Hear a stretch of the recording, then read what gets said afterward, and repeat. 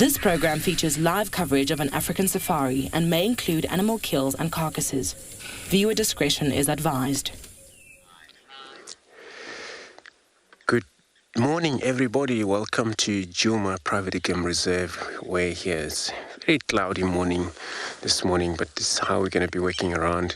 Also, Chris, he's going to be also checking on the other side, and myself, I'm going to be checking on these Babasuk Dam. So everybody, for that, jump aboard to your very own live safari through the African wild.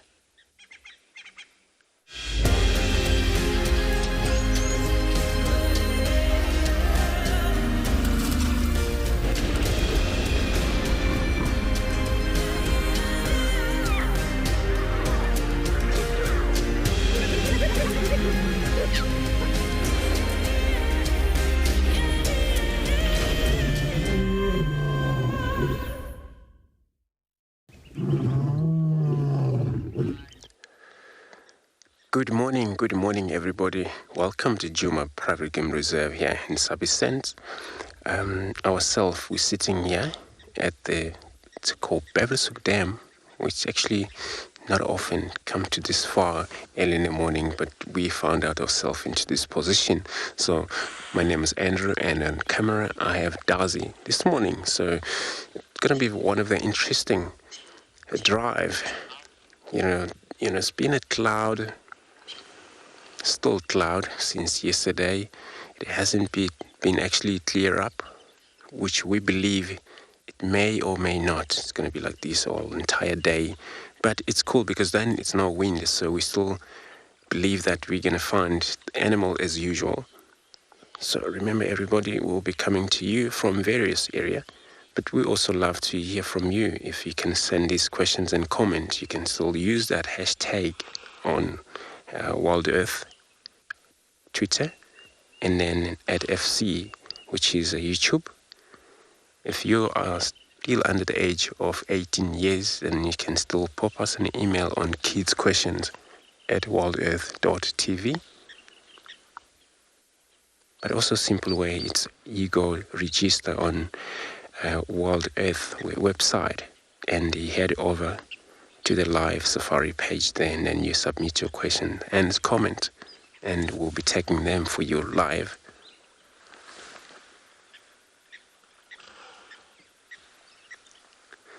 So in this very dam here is one hippo, and then I believe that always this single hippo is the one that has been seen Gary Dam, and then he's been seen sometimes Treehouse Dam. So he's kind of like goes around in this watering hole, since it's not actually occupied by many of the hippos.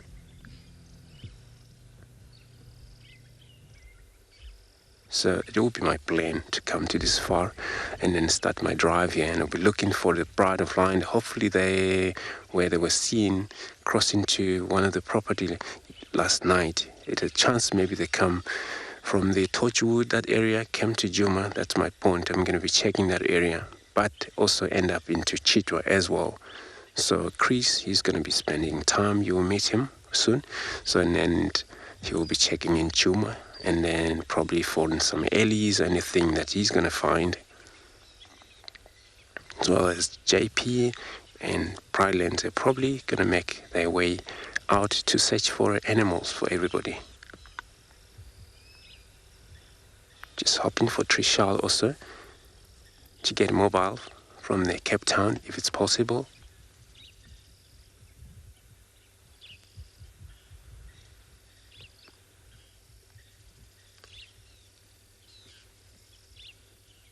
It's just so chilling sitting at the dam, especially this time of year, where even in the summer you hardly sometimes see animals, antelope, participating in the watering hole early in the morning. But until it's then later in the day, that's where you would really see them so much. But cat species, lions, leopards, hyena, those, they would love coming to drink any time of the day, night, possible during the day. There is one, because they move quite a lot during the night.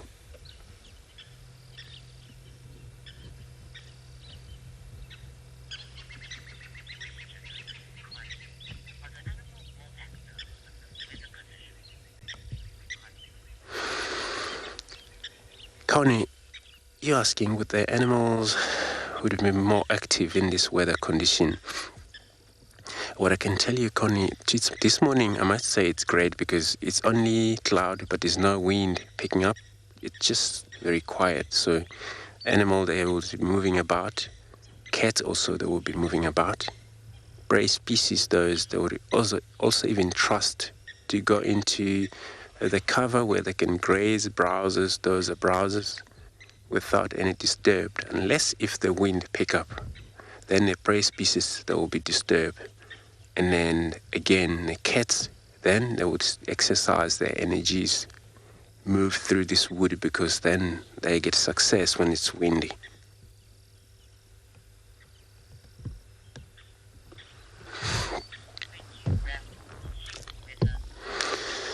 And so I'm going to search around here, see if I find anything, everybody. Let's quick look at the weather on our various locations.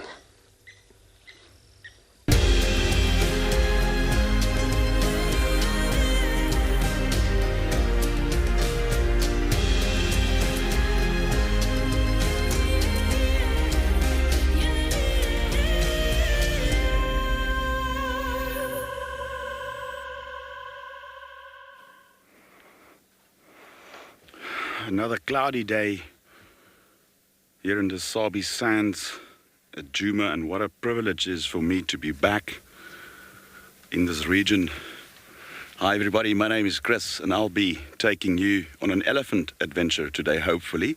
Now yesterday we had a herd of elephants late night just before we got back to camp, and we basically trying to observe the area for tracks, and hopefully we'll be able to locate them for you. Now, this is typical terrain where the elephants currently focus their feeding behavior on. Typically these type of woodlands where they will strip the bark from certain species of trees, as well as push over a few small bushes. And we are looking westwards in the direction where they came from yesterday. So what we're going to do, we're going to move on slowly in order to hopefully find a few tracks of them.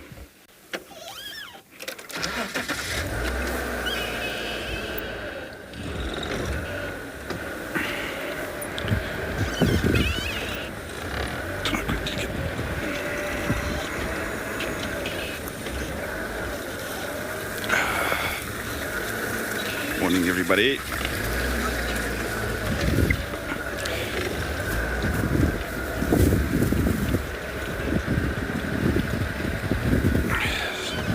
So we're going to be linking back to Andrew while we continue our search for the elephants. So typically we're going to look for broken branches, tracks, obviously fresh elephant dung, and that will put us in the right direction.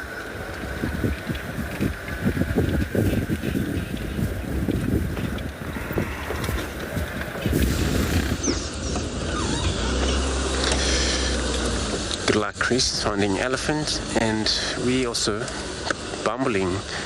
It's actually getting such a beautiful, with this very quiet and then cloudy day of a morning. So we're just gonna see what has moved about in this road in terms of looking for the tracks, and that's how we're gonna find these animals. So remember, we miss the tracks and then we miss the sighting, so it's very important that we always let the tracks and then look around, hope to find an animal right away, but the tracks is so important.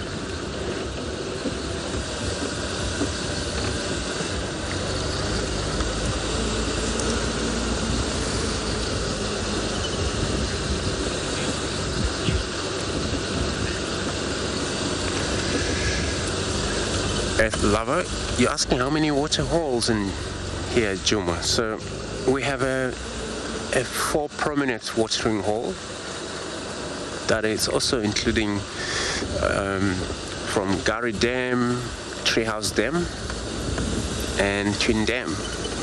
So in also the very dam that we just left, Bebelsuk Dam, where I just say, not often come down here, but it was actually very good for us to reach this dam and then start to look for this animal from that day. So, and then the small one, there's actually Galago pen, which is pretty much pumped to that for the water. But the biggest one are 4 of them in Djuma, so the water source is still great, and all these watering holes have water, enough water for sure.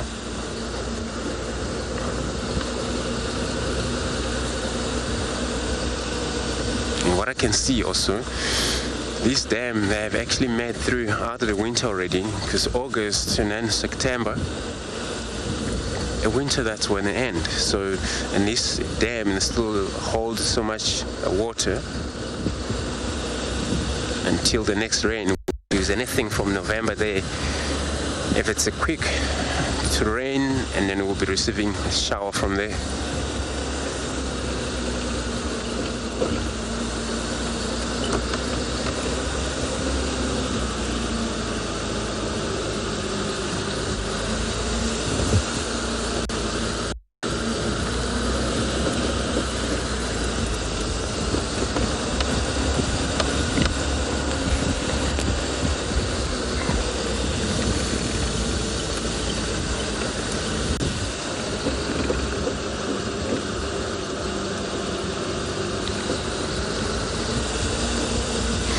The ground is just so beautiful. So since there's no wind, if we come across the track, and then we're able to tell whether the track is fresh, whether it's last night, whether it's yesterday, that you can able to see from just looking at the track exactly.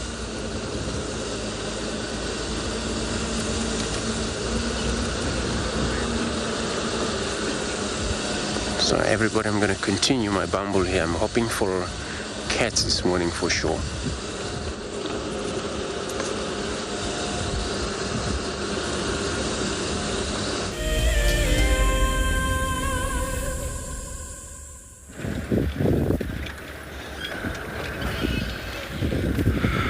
Welcome back, everyone.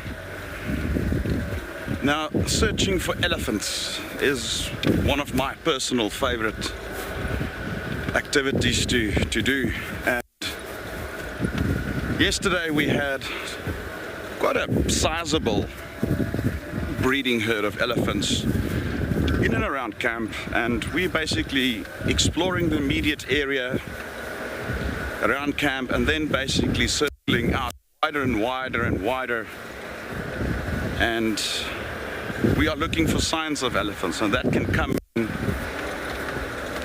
quite a variety of ways.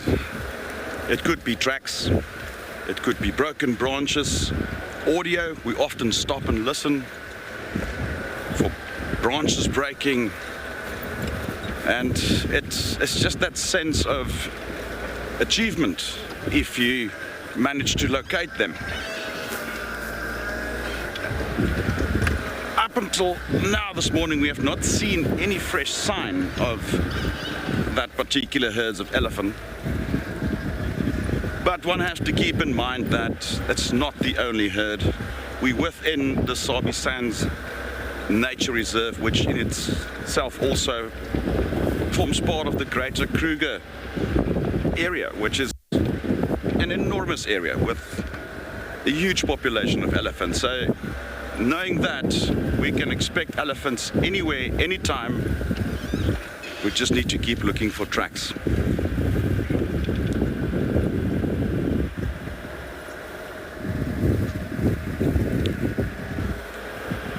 Now, yesterday they were right here, and they moved a little bit further east, and I suspect they would be quite far. With the weather that we had, they would have probably moved quite far. So let's hold thumbs up.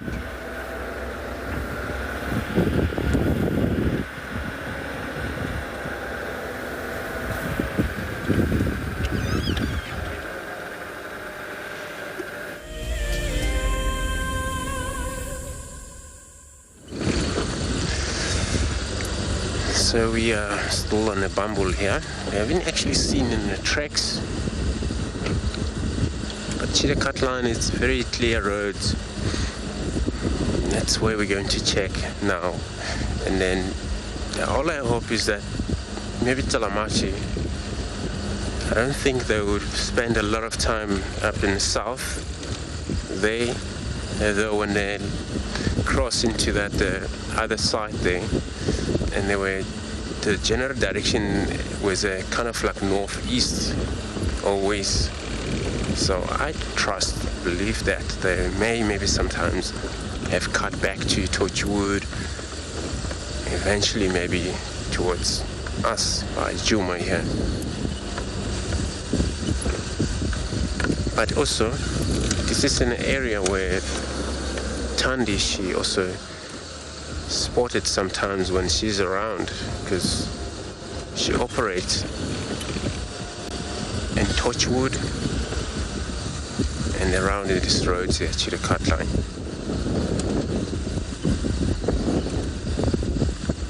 Marie as well. There's a good chance that you may be moving around here. And then sometimes also cut back to Cheetah South, and then back north into Torchwood always.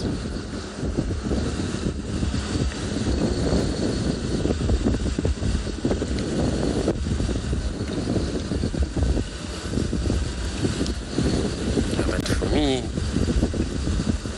having kind of a clouds day, so August has been actually cold at the beginning, and then now still having this kind of a cloud. There's a chance maybe we may have early rain.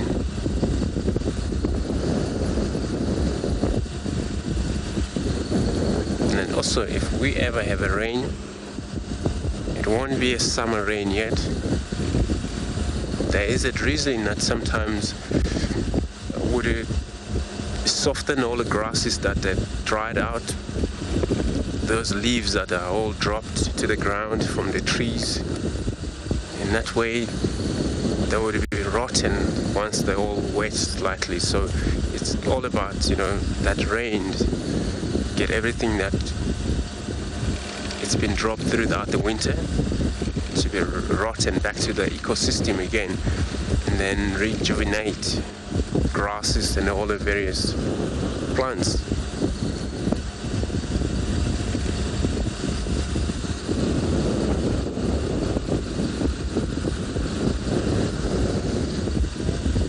So it never had rain. It's kind of like very a light rain if it ever happened.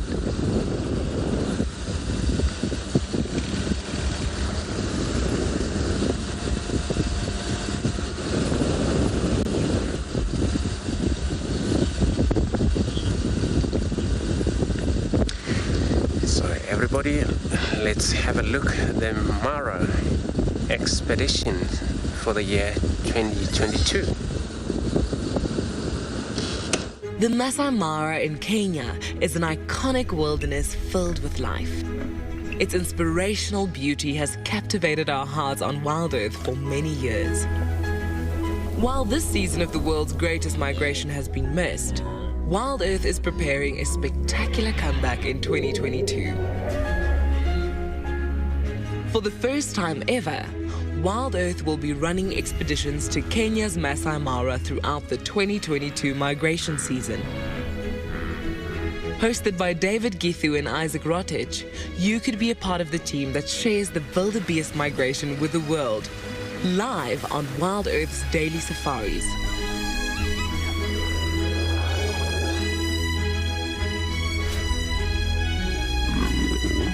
If you're interested, then head over to our website to find out more.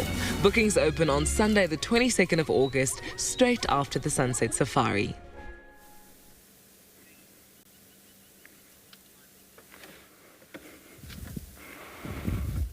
One of nature's great spectacles, the Masai Mara and the migration. It would be such a privilege to be there in 2022. Now down here in southern Africa, we don't really have the same migratory behavior that you would find up in East Africa, more specifically the Masai Mara system.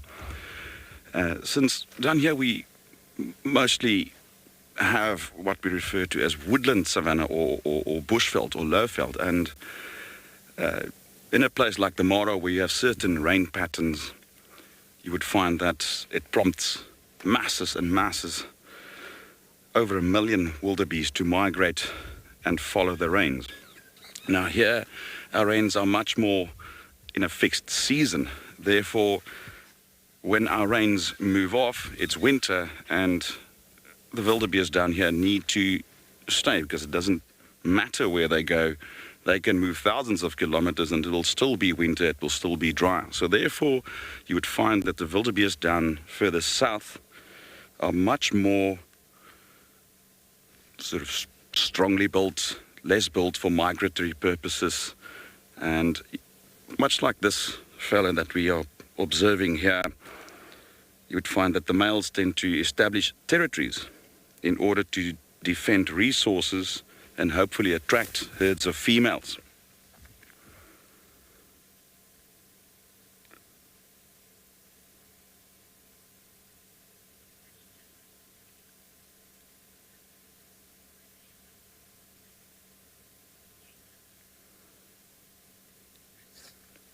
Hi, Caitlin.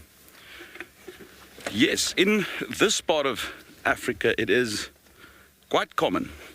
Like I mentioned earlier, the wildebeest here in the greater Kruger area is less migratory. Yes, we have local movement within the park area as rain patterns sort of varies, but what we have here is a lone wildebeest male, and the reason he's alone is because he's, in all likeliness, a territorial male.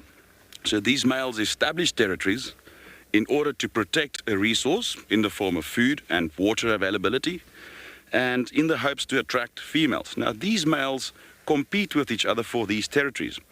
Often an open area like this, where they can showcase themselves through vocalization and also through certain displays that they do.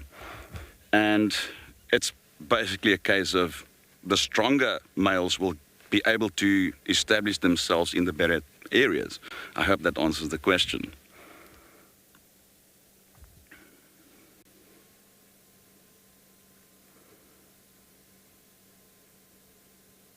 So within this particular open area, he would have a few postmarks where he would basically mark with dung, and quite often you'll see them scraping the ground with their front hooves, which also releases scent that will alert other potential young males that this is his area. It's basically shouting out that, do not enter, this is mine. And we're going to try and get a closer look at his face, although it might be a bit tricky at the moment. They also have these two glands just in front of the eye called the preorbital gland, which they also sort of scrape against structures like branches and trees and so forth, and that further accentuates their territory.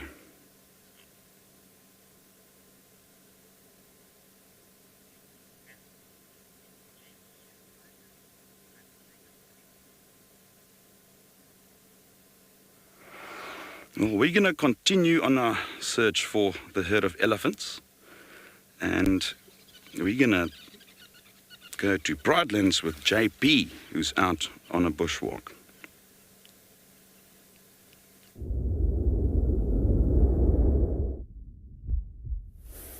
Good morning and welcome to WildEarth. We live at Eco Training Pridelands and out on bushwalk. We started our walk this morning, a little rocky outcrop, listening and seeing what we can see in the distance. The weather is overcast and it's very close to rain. We just wait to see what the weather is going to get up to, and from there on we're going to decide what we're going to get up to for the morning. So my name is JP Leroux, and behind the camera we've got Gerrit.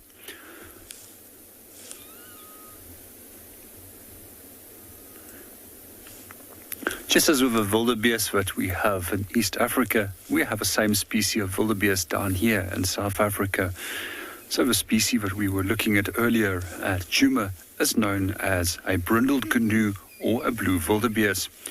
We also have a second species that occurs here in Southern Africa, and that is known as a black wildebeest, which is endemic to the grassland biome of South Africa.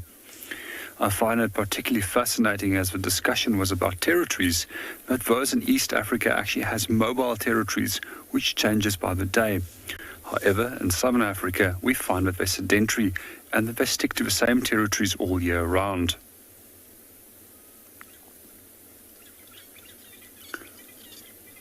There's a few spots over here that we do have a few territorial wildebeest males which hang around all year round.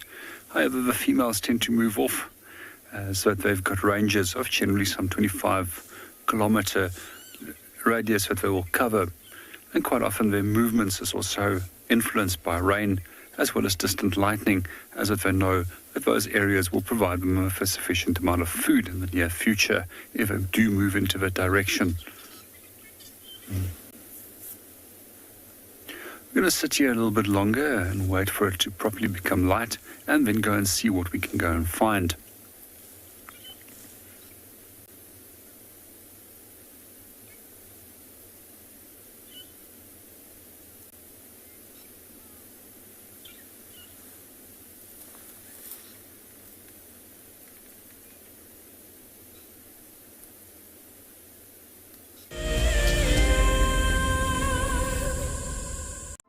As we celebrate Women's Month in South Africa, we acknowledge and thank those women committed to conservation, working tirelessly both on the front lines and behind the scenes. The Endangered Wildlife Trust is proud of the women who dedicate their lives to fighting to save species, conserve habitats, and benefit people. Here's to strong women everywhere who are dedicated to protecting forever together.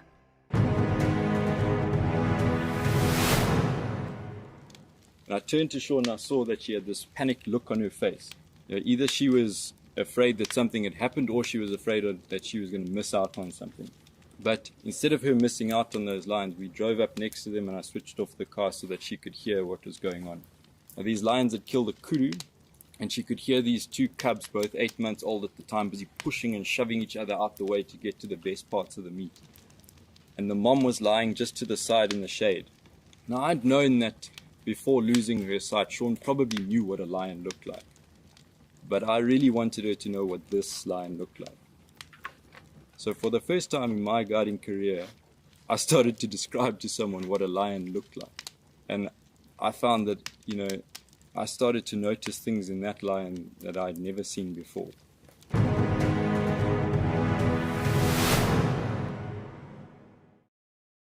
Something very, very interesting. I didn't plan this, but this is a scene rarely seen. This is what we call a journey of giraffe. So beautiful.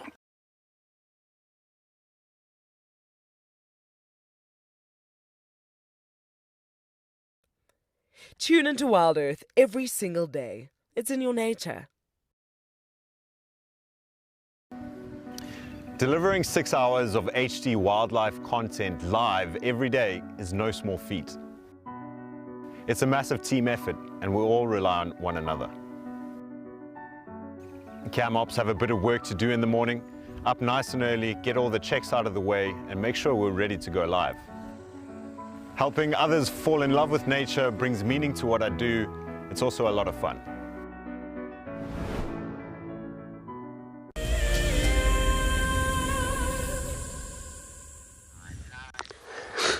So we got this such a beautiful a group of Impala here. Some of them are already on front, but it's such a number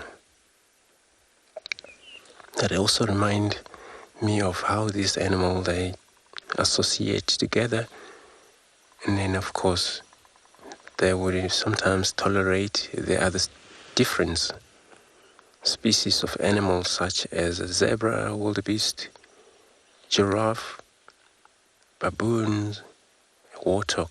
These are the species that will always cooperate with them.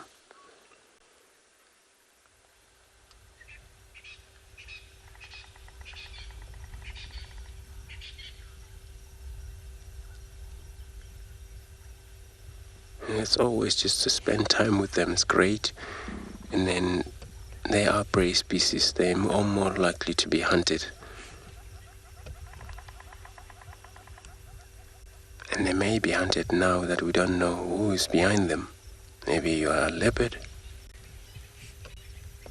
Maybe you are lions. That's why when we stop, in that you're able to pick up some maybe predators hunting them sometimes.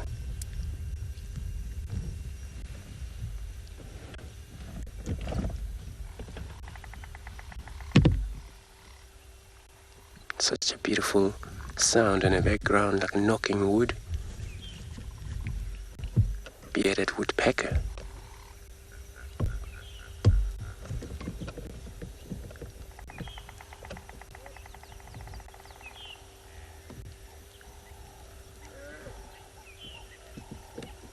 Quite a distance away, but you can still hear a little bit of it.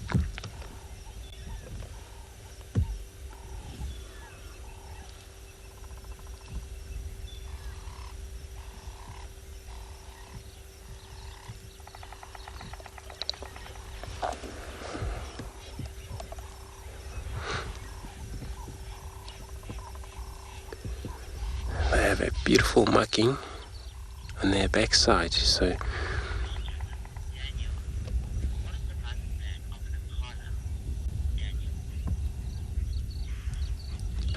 Daniel, you're asking the lifespan of impalas. So they tend to live short in the wild, 12 years roughly. If they're lucky, they can get up more than that. But then in captivity, they may maybe reach far, probably 16. So in the wild, there's so many of a challenge. Animals in the wild, they have a lot of challenges due to diseases, due to the predators. We're talking about predators, quite a lot of difference. Looking at impalas to feed on them.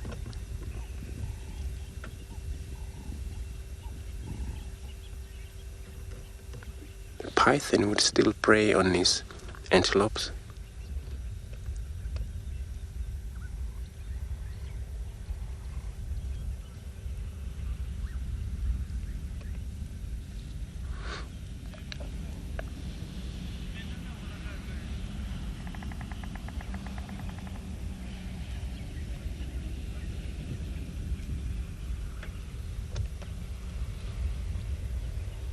And at Drongo, they always involved in following such animals. We've seen this bird following elephants, following all the giraffes, so they don't actually land on the animal or sit on the animals like oxpecker do, but they would perch into one of their branches. So animals, they will still do their things as they move. But all that bird wants, it's all insects such as grasshoppers may fly about.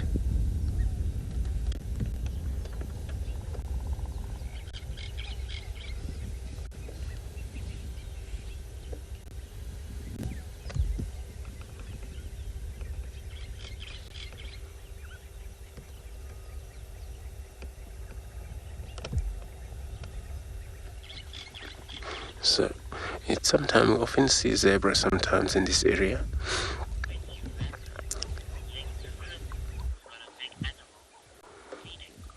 So we're just not sure where they are now, but we're going to keep searching around.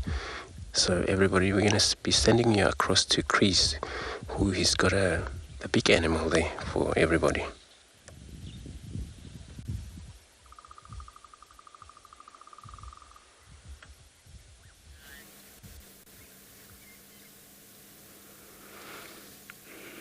early morning success. Can you believe it? We were literally just following some signs of elephants, and we heard the drongos going, and we stopped to listen, and we had some audio of the elephants, and barely 100 meters further we found this little herd. Well, I can't really see how many of them are here. They seem quite spread out, which is quite typical when they slowly feed the way they do now.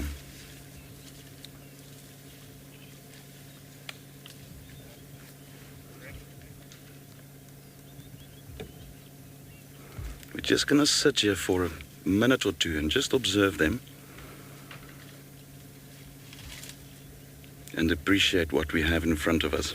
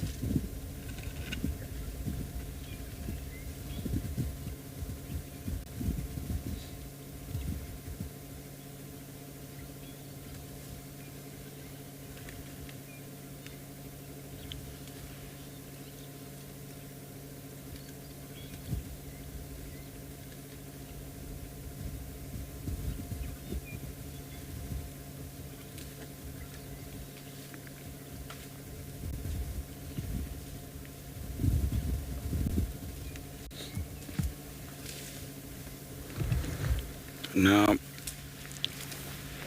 this particular elephant that we are looking at the moment seems to be quite an old cow or female.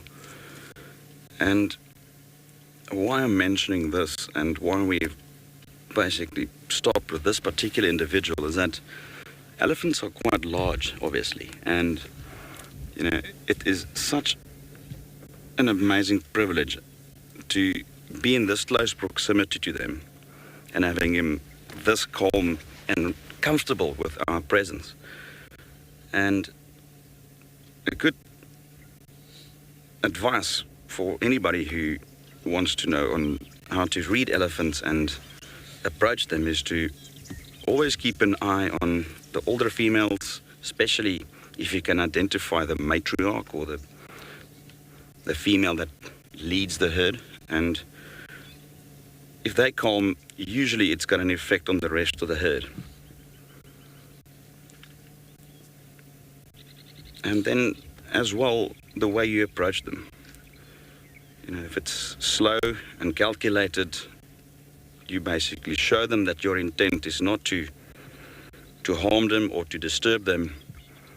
And then most often, this is the behavior that you will be rewarded with.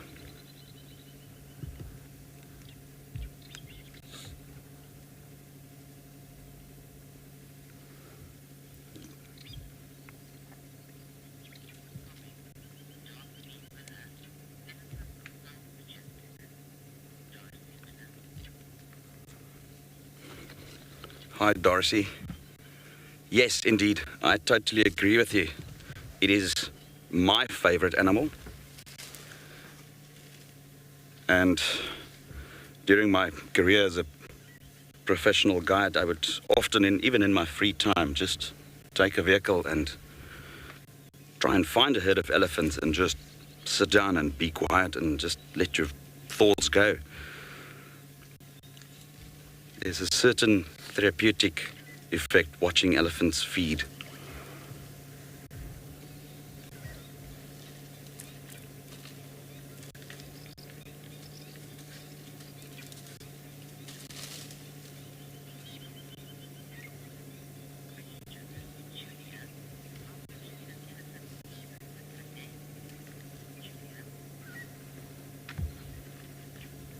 Julia, that's a very good question. Looking at an elephant's size, one would obviously assume that it would be large quantities of food. But to give you an idea, adult males can eat in excess of 200 kilograms of vegetation a day, which is a substantial amount of vegetation. And what I like about that question is that it links to elephants' ecological purpose or niche. Now, elephants are what we refer to as environmental engineers. With the amount of food that they require and the variety of plants that they utilize, they have a profound effect on the dynamics of an ecosystem in the savannas of Africa. Elephants will feed on grass, which is the bulk of their diet, and they will supplement it with roots, tubers, bulbs of certain plants, the bark of certain trees, twigs, leaves, and even some fruits when they are in season. For instance, the marula tree, which typically would yield their fruits late in our rainy season.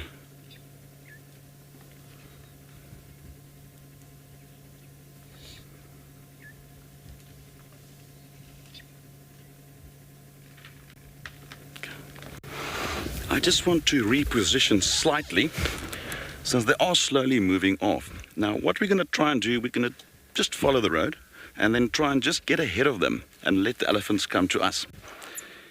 What I'm hoping to achieve there is to keep them as calm as they are. We don't want to barge in there, which will not be a good idea since it might spook them. They definitely know we are here. They see vehicles every day. So let's do it slowly and calculated.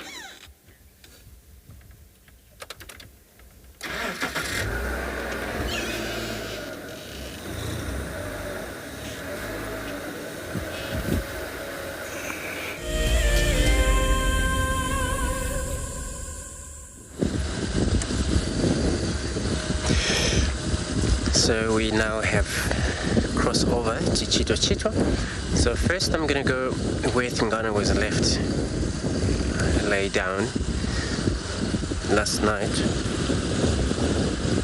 and then see if maybe if he ever move where he might move into. But first we're going to check the western cut line of the Chitwa and the little Gari here, just to see if he didn't cross to the west.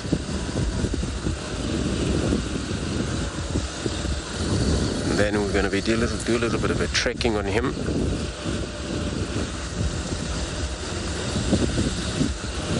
And there is no update about the pride yet over Talamati.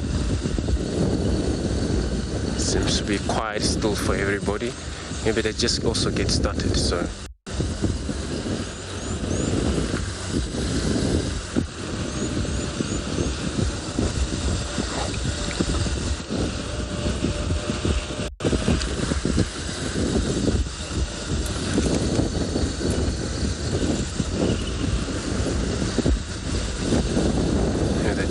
If he moves, then he maybe move, but I don't think he actually moved far. Maybe out of reach for us, but I doubt that he moved far away.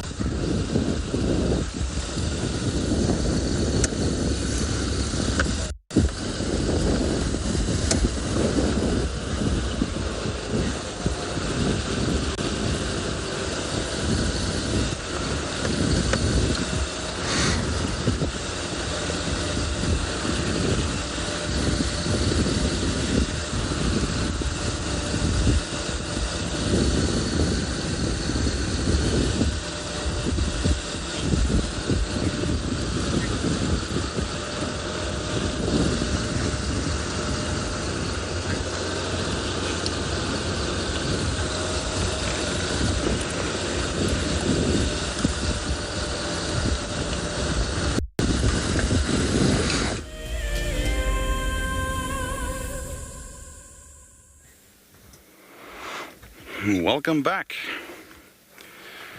We are still observing the herd of elephants, and like I mentioned earlier, such a variety of foods they utilize. Now what they've done here, they're feeding off a seemingly dead marula tree. Now marula trees will shed their leaves as soon as our winter starts, but the tree is very much still alive. And what they're after there is a part of the plant called the cambium, which is this fibrous layer between the bark and the actual wood, and which is essentially the plant's nutrient and water transport system, much like our arteries. And that provides a lot of fiber for them currently, as well as those nutrients that they're after.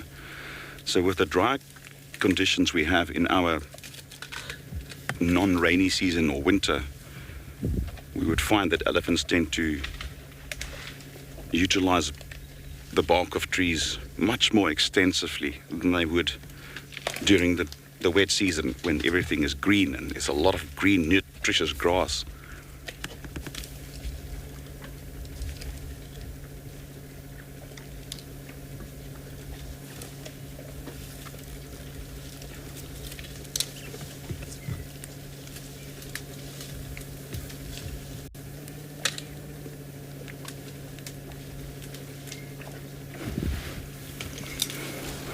So what they would typically do, they would either take some small branches that they break off with their trunks, and using the tusk as a leverage point. But here one can now see that this particular individual broke off a substantial piece of wood there, and again it appears to be dead. Looking at that reddish color, which fades very quickly once the plant has died, that you can see it's clearly still alive. And what we witnessed earlier is that it will roll the piece of wood in its mouth, and that will virtually chew the bark off, and then eventually just discard the woody bits that remains.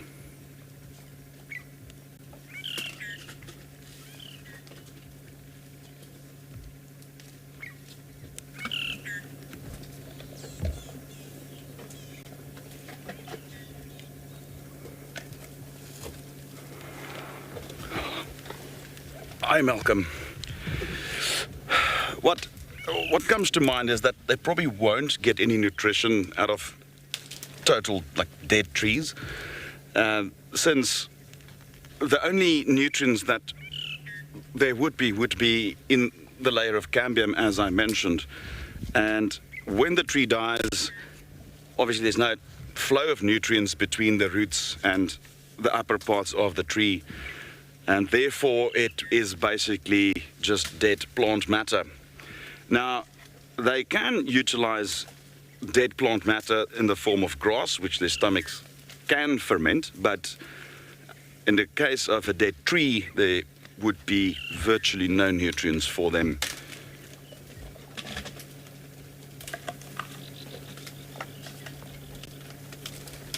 I have, however, seen especially male elephants and often younger bulls who do push down dead, broken trees, and in quite an accentuated manner, but that has not to do with nutrition or feeding. That is often a dominance display or an intimidation display that they would often do if needed.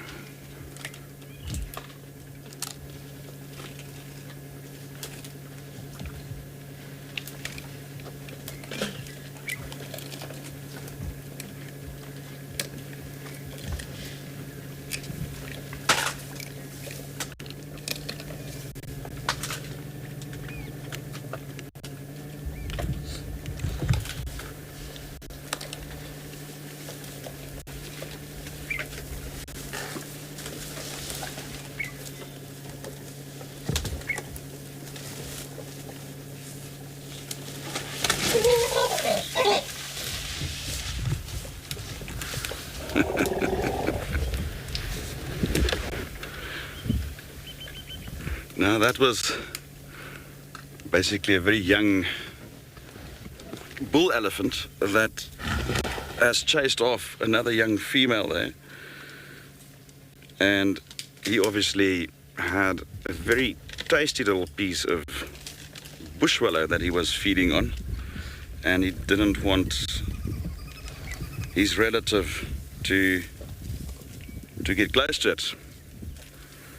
Elephants, as we know, have very strong family bonds, and a herd like this would typically be a group of related females with their offspring, and ages would vary from very young ones like this one displaying for us at the moment and the young male that we just saw chasing off the other female there from the bushwallow that he was feeding on.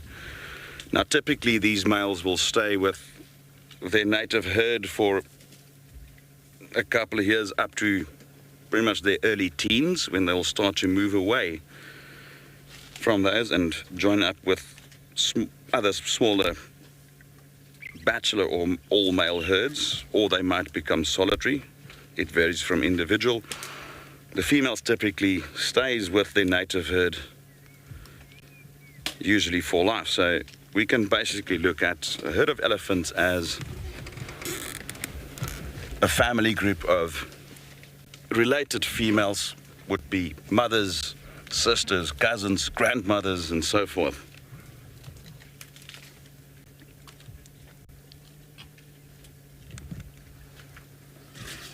Just trying to see that youngster's not really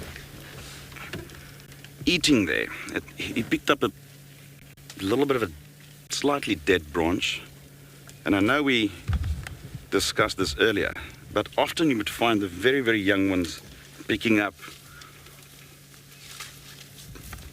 pieces of grass, rocks, all sorts of things. So just like our kids, they often mimic their parents, and just like us, they need to learn several life skills over a long period.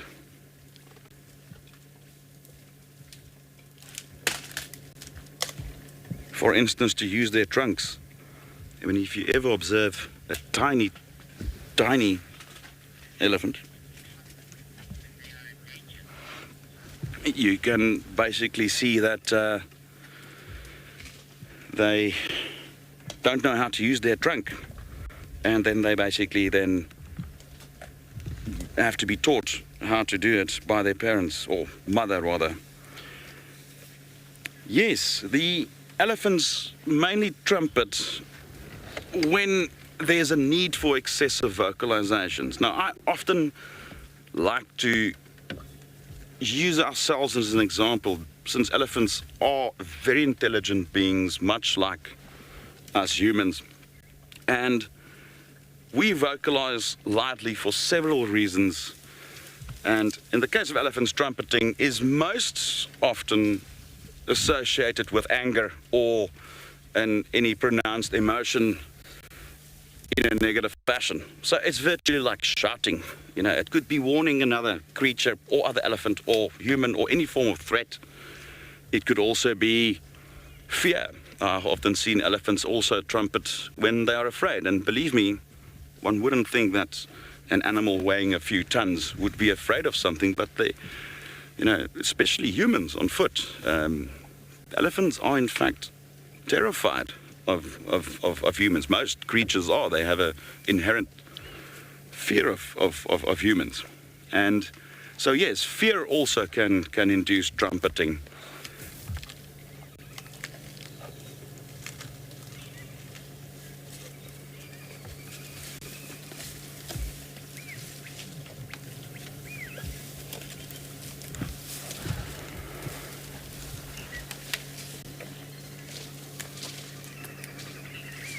I just have to mention this again, that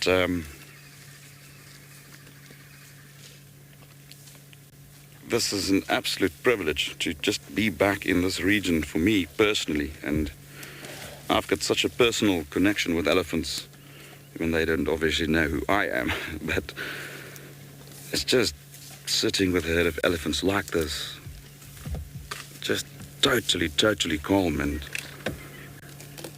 just to be able to witness them doing what they do as if we were not here, and that is just marvelous.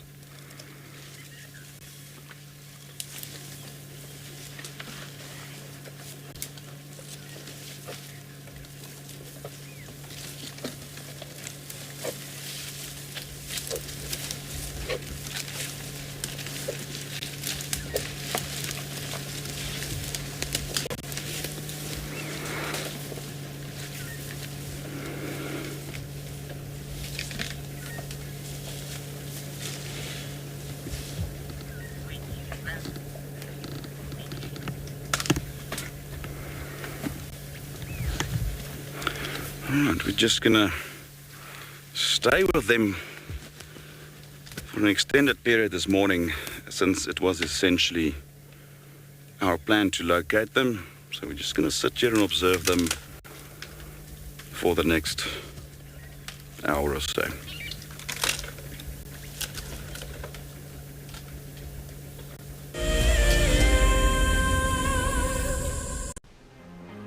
Calling all WildEarth explorers, we have a new and frankly awesome travel prize for you to win. andBeyond Phinda Private Game Reserve encompasses an impressive 28,000 hectares of protected wildlife land in KwaZulu-Natal, South Africa.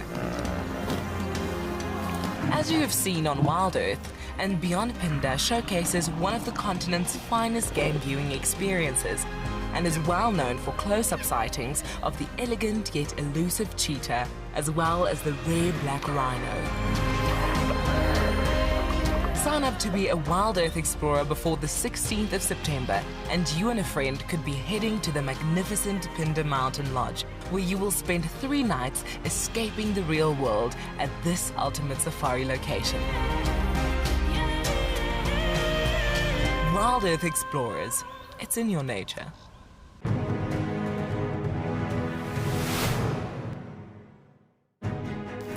Here at the Advanced Rifle Handling Challenge, which is actually lots of challenges in one to gauge the contestants' skills at different distances and different speeds.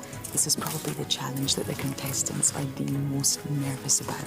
So let's get them locked and loaded.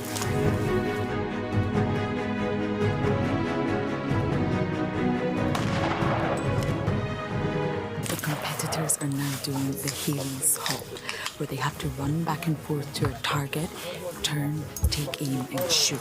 And this simulates a chase in a real environment and gets the heart pumping and the blood pressure up. James gave us a demonstration, and the skill involved in this exercise is remarkable.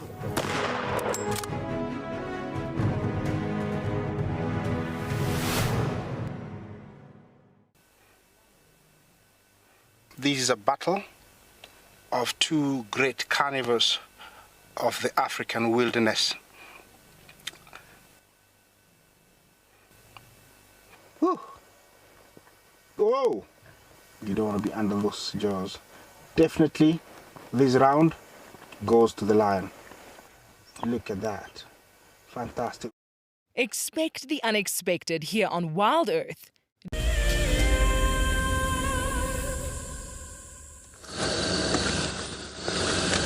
So we're just checking where Tingana was left yesterday, laid down. Doesn't seem to be, he's around here. But we're going to be checking maybe towards the water. Sorry, Das, I didn't mean to. Just dense thicket here. So we're going to check towards the water there.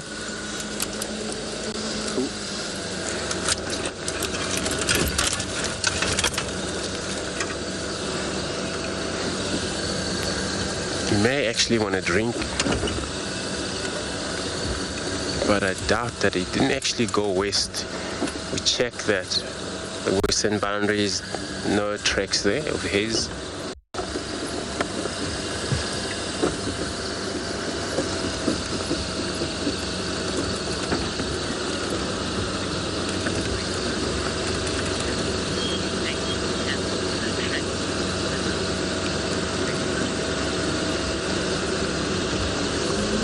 Victor, you're asking which animal do they have a similar tracks to another?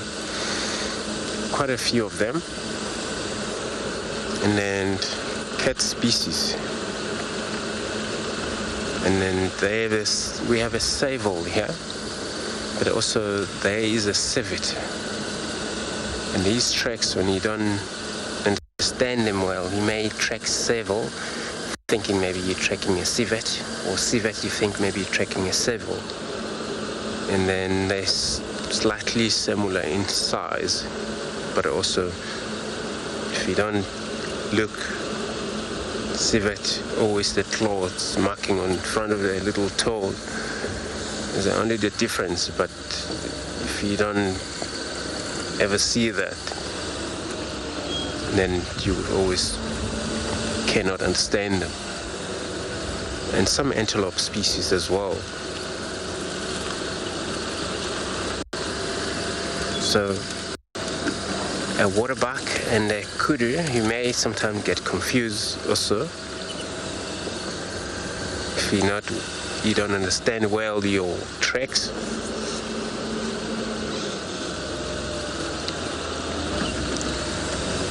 So lions and leopards, they all have 4 toes, and also they don't actually display their claws as they walk on the front of their toes. But the good thing is that how do you difference them? Part is that the lion's always the paw is quite big enough, and then for the leopard's always quite small.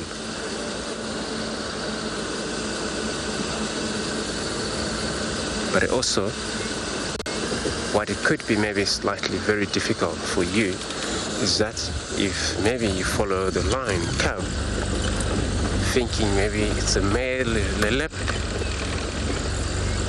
you can sometimes mistake that. There's a male Ngala. I'm gonna just go forward slightly. It's about to speed around here a little bit.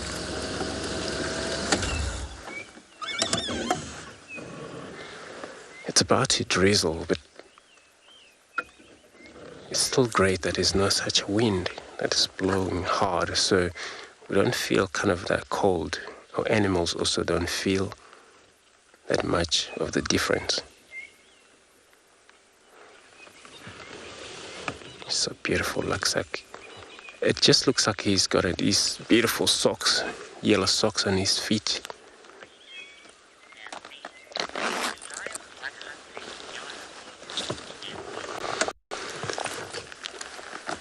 Nancy, you're asking with the lions. I'm going to move forward so we can get there's another antelope there in front of them, right hand side, and they're all impalas. So you're asking if the lions would love to hunt the Ngala. Yes, lions would love to. It would be actually good size, that Ngala.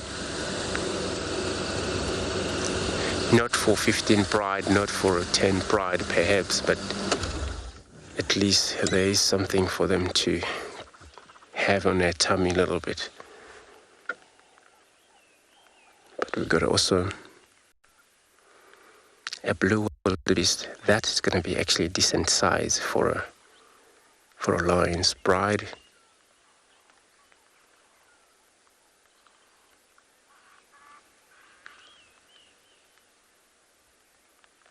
It just looks like he's not actually looking at us or not caring that we're here, but he does.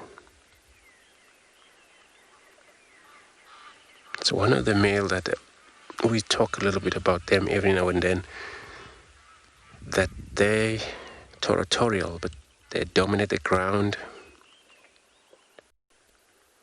But they're not actually may dominate the females, which is very interesting things. When a female come to him, they come without a male. Wherever they come from, they may have male, but who also dominate somewhere else. And these male, they know each other's boundaries between. So female, they're free home range, where for the males to limit the cost, trouble, the fight, for this female, each male has to stay within his territory. When a female leave him, and then he still remain within his territory, and the female then will be gone, just like right now he's on his own, but perhaps Impala's keeping him company.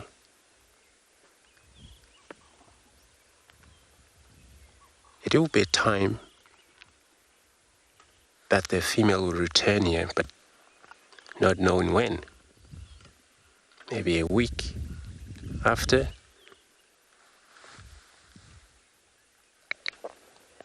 Maybe 2 weeks after.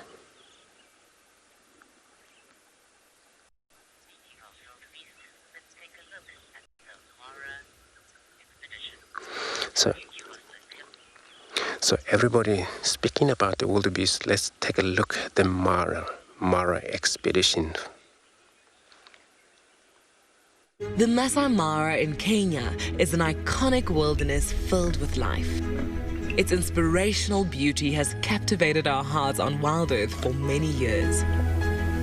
While this season of the world's greatest migration has been missed, WildEarth is preparing a spectacular comeback in 2022. For the first time ever, WildEarth will be running expeditions to Kenya's Masai Mara throughout the 2022 migration season. Hosted by David Githu and Isaac Rotich, you could be a part of the team that shares the Wildebeest migration with the world, live on WildEarth's daily safaris.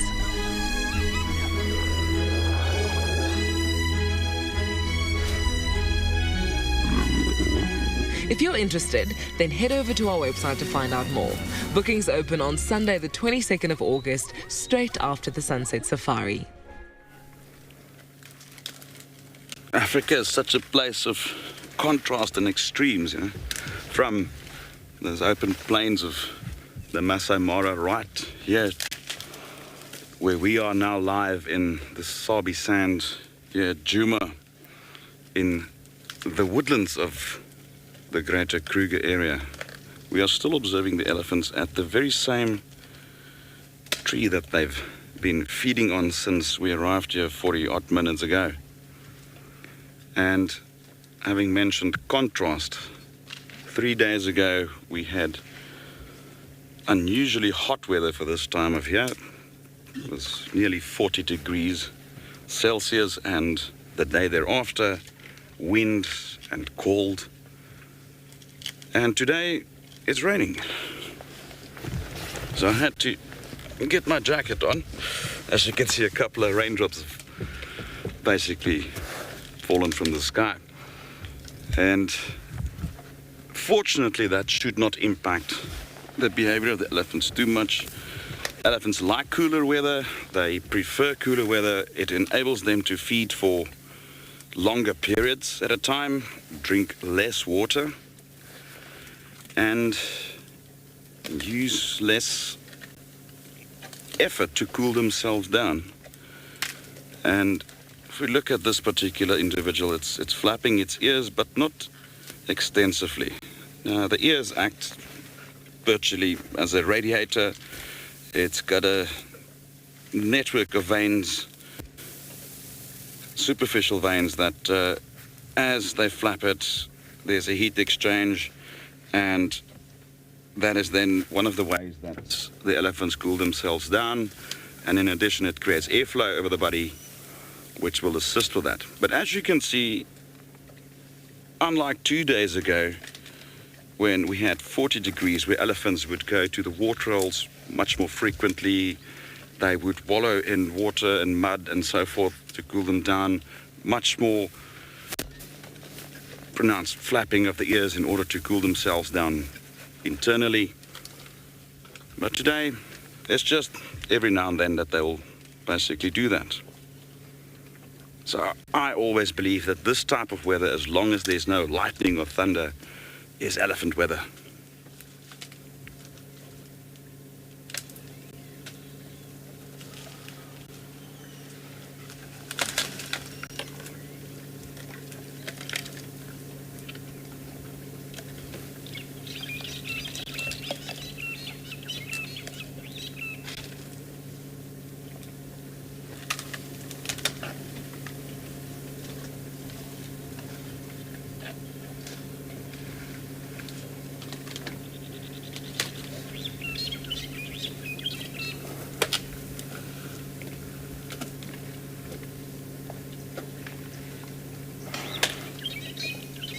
often in very cold weather. It also, having said that elephants like cool weather, when it really gets quite cold, and one would often then see them even keeping the ears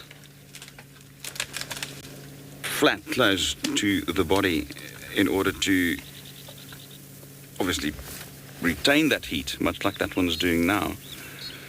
And when you can imagine, again, linking elephants to humans, that just places it in something familiar for us. Young kids, toddlers, for instance, we know how they don't regulate their own temperature as efficiently as adults, and it's exactly the same with elephants. So therefore, the adults might heat up a bit quicker. It's a slightly larger body. So therefore, the necessity for slightly more flapping of the ears, and the youngsters get cold rather easily. So therefore, you'll probably notice that they are doing less flapping of the ears, rather keeping it tight against the body until they warm enough again, and then you might eventually see a little bit of flapping. But this also must not be confused with the flapping or shaking of the head, flapping of the ears when an elephant wants to warn a potential threat. So often I speak to people when I'm not in the bush, and I often ask this, shouldn't you be afraid when an elephant flaps its ears? And like I mentioned just now, no, you just have to observe and interpret why they're flapping the ears. In this case, it's got to do with temperature control, and in other cases, it could be a warning.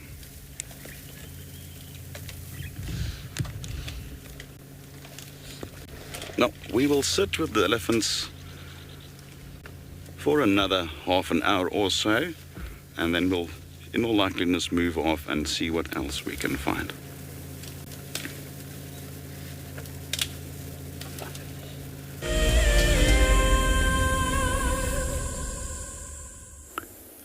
Welcome to Bushwalk. We're out and about this morning. However, we're struggling to get ourselves going with the weather. We had a little bit of rain that also influenced us in terms of our movement. However, the rain has now stopped, and we decided to stop at one of the dams and to come and look at what's possibly going to come in, to come and have a drink. A few minutes ago, there was a hyena. Let's sit and watch and see what comes to have a drink.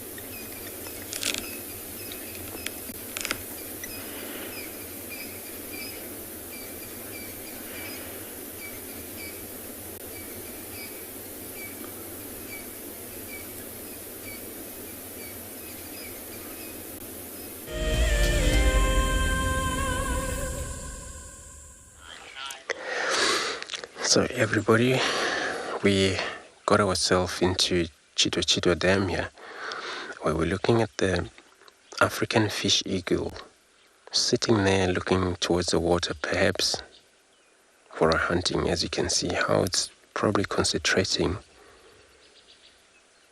pretty much towards the water.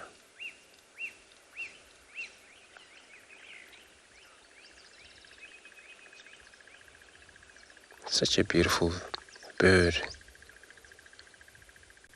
I've seen around the watering hole quite a lot. Sometimes we see two of them in this lake, and they do quite a beautiful call when they want on flight, and also do that call when they're just sitting in those branches.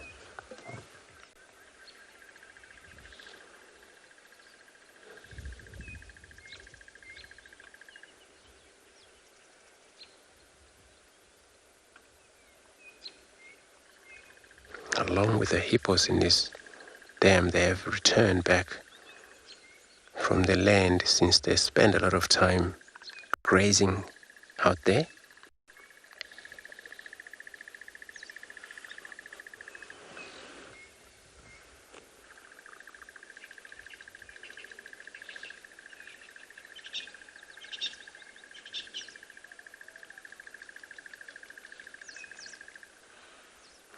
For them to reach the grazing point, they gotta move far. Some can move up probably 4 k's, some 7 k's to get to the grazing area.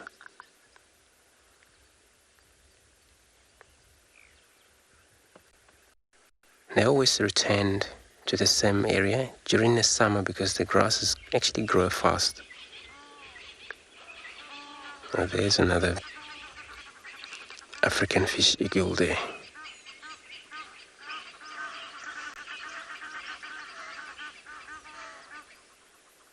That one is actually looking away from the water.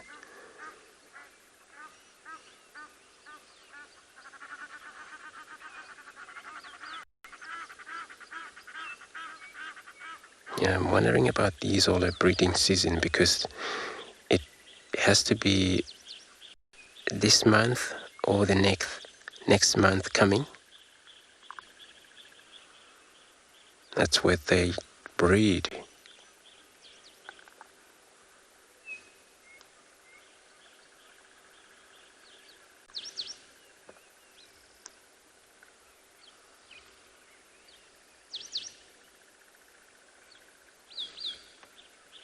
Now they usually lay 2 eggs, which is all the incubation take place. It's about 45 days, 42, 45 days there by both male and female, which is very interesting bird.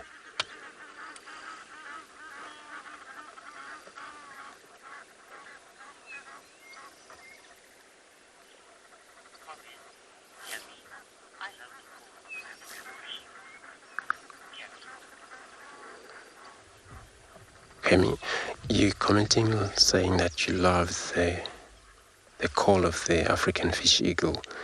It's such a stunning, beautiful sound they make, especially when they make that call during that flight. A lot of these calls, it's all about territorial, and then of course they're probably dominating here because they're actually a couple here. There's a male and a female.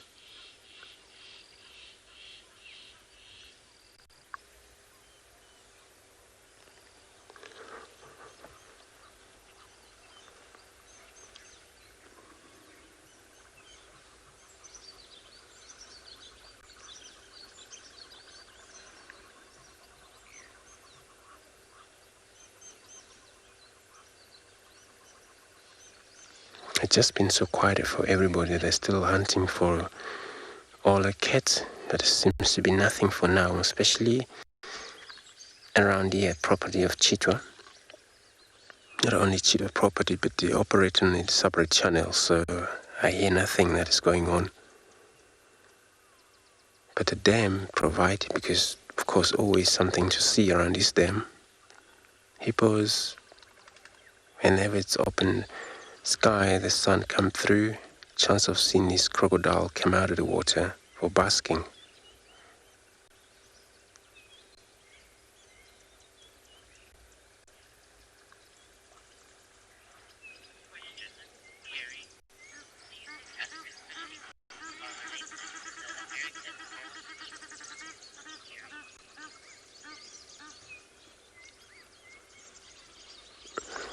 Kerry, you are asking that African fish eagle would be related to the American bald eagle. I know what you mean, but only my concern, I'm not sure if they would be related. They would concentrate on fish as the fish eagles, but various others, terrapin that may be found around the watering hole. With the bald eagle there, I'm not sure what they actually specialize on their special diet, whether they carry on fishes also, or they just hunt, scrub hair, or take big birds out there. But due to the size also, I'm not sure. But if they never found close to watering hole, they're actually eagles anyway. But the only difference is that they specialize in fishes around these lakes, wherever there's water, permanently water. That's where we found the African fish eagles. The rivers. So it could be that they are related, but the difference is that maybe they feed on a different variety of food.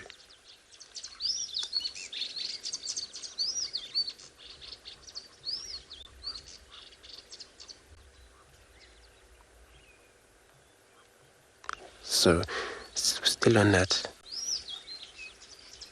program of these eagles, all we have is quite a lot of different eagle,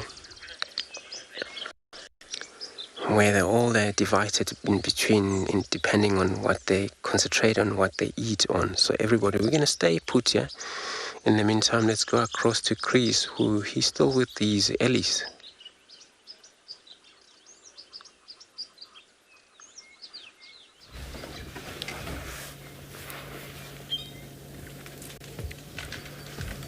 We are still with this very same herd of elephants at the exact same spot, and it's, while unusual for them to remain in such place for such a period, my experience with elephants is that they tend to eventually move off, and I'm thrilled because it enables us to just observe them and watch them do their thing without having to maneuver around and just peacefully absorb this serene scene.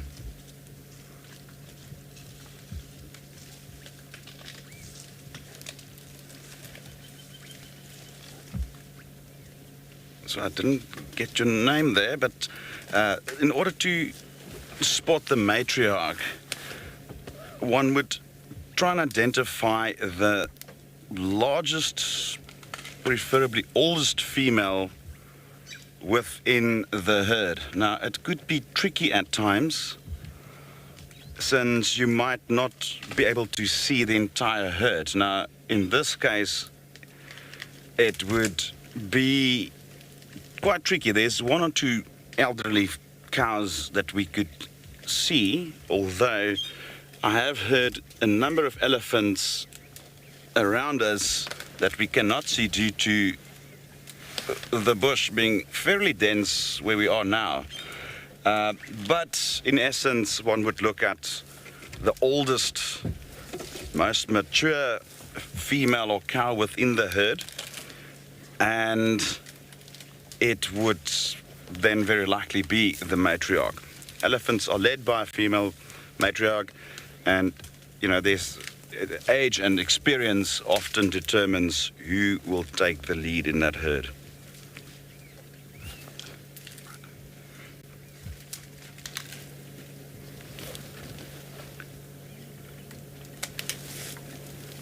if I'm trying to...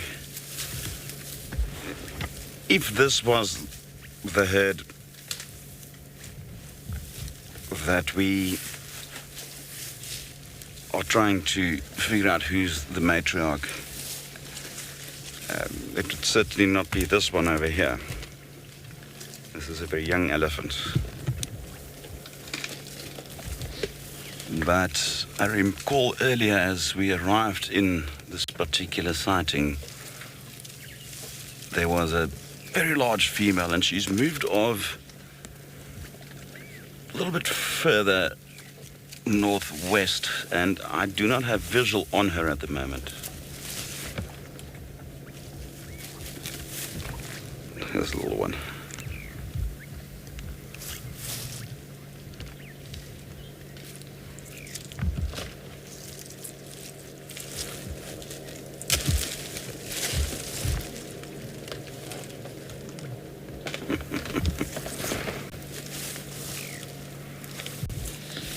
I just adore these little young males. They often quite bold and brave when it comes to the vehicles.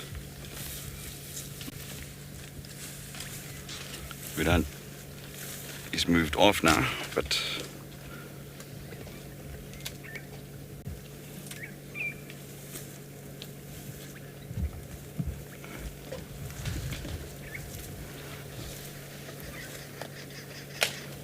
we're going to be continuing to observe them, and a little later on we might head off and look for something else. But for the meantime, we will remain with this very peaceful herd of elephants.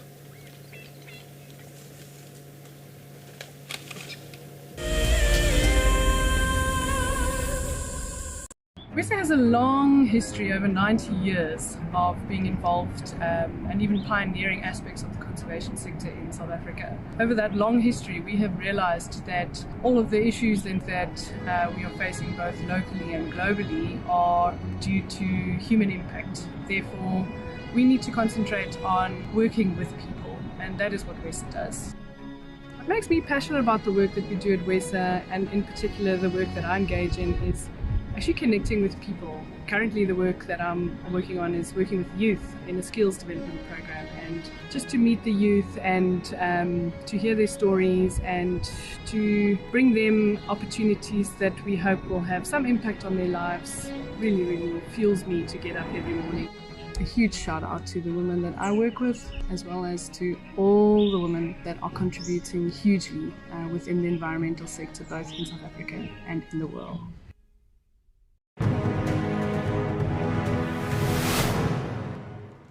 We got there, he had probably moved a couple of 100 meters down the river and was about 10 meters from this causeway. So I radioed the lodge quickly and just asked them to bring a land cruiser around and some tow straps. So we thought we were going to try be heroes and save this giraffe. And now a big bull, probably over a ton, he's a big unit. I got the tow strap one side of the giraffe and managed to get it around him with the boat, and the other edge of the tow strap obviously back onto the bank. So we made this U around him because he was lying quite close to the bank. And we put that land cruiser in low range and we just gave it hell and pulled that giraffe, and the tow strap slipped up and we thought, oh no, it's going to slip off the top of the head, and it caught on his ossicones at the top. And that last 10 meters pulled him out onto the bank, and he battled. He was obviously quite weak and all that.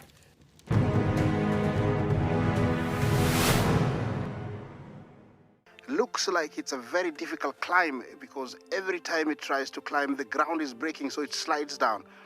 But it's the only one. Look at that. That is the call of desperation with the cub. It's like, what are you doing, mommy? Oops. Oof.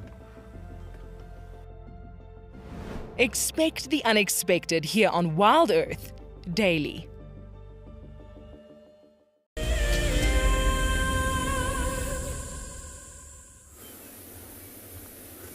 Welcome back on Bushwalk. We're busy looking at some old hippopotamus dung that's been scattered on a bush over here. And I just wanted to share a few things about how animals will actually communicate.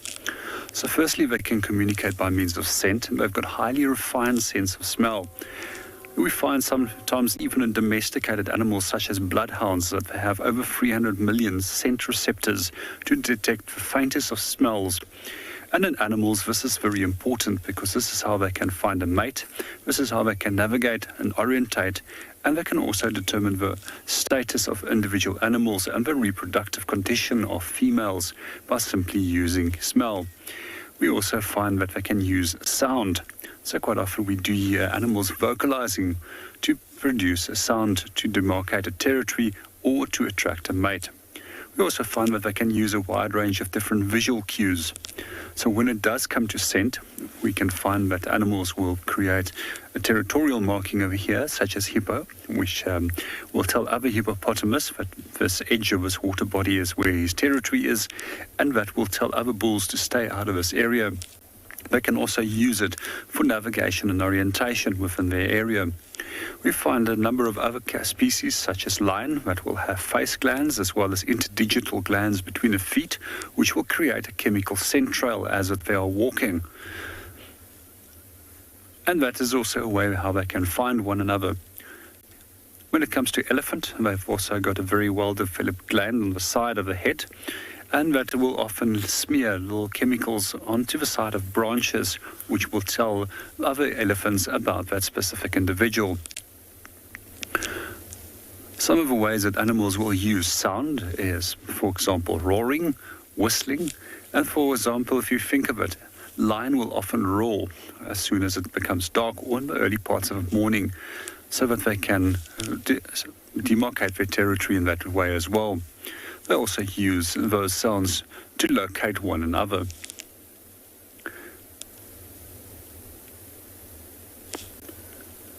Some of the animals that do see in color, they utilize visual communication quite well. Giraffe is one of those animals, and vervet monkeys and baboons are some of them as well.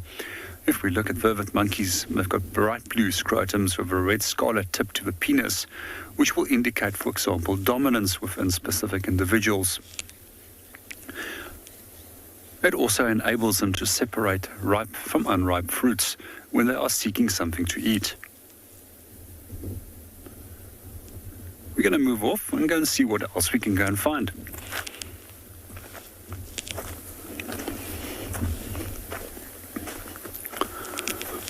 Let's go and see what Andrew has at Chitwa Dam.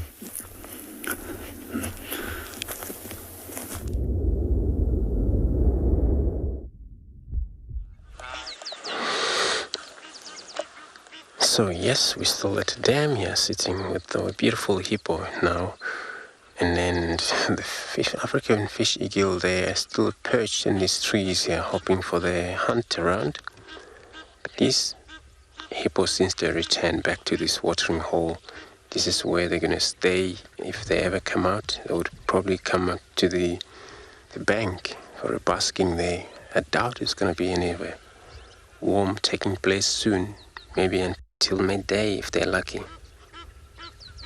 But now also, since we were talking about that animal communications, which most animals, they actually communicate usually through sound, through chemical, which is all of these glands, anal glands, if it's your hyenas, urination if you are leopards most, but then with the hippos, they would also communicate through they also poop, which they defecate.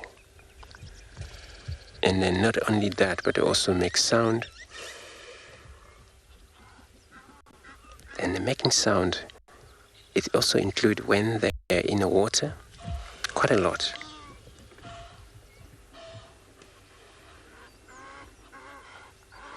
And the sound can vary from, depending on what the condition is or whether there's any threat around them. And you would hear that communication is going to continuously, yawning is going to take place. Probably that's how they display when they're in the water.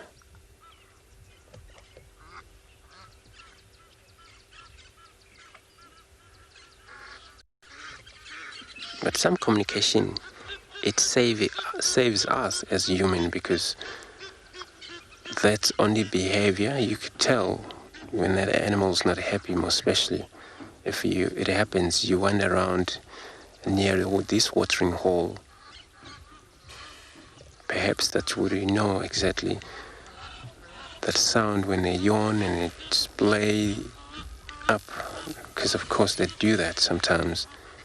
You would see almost part of their forelegs and their neck, and when they do that opening mouth, is that unhappy.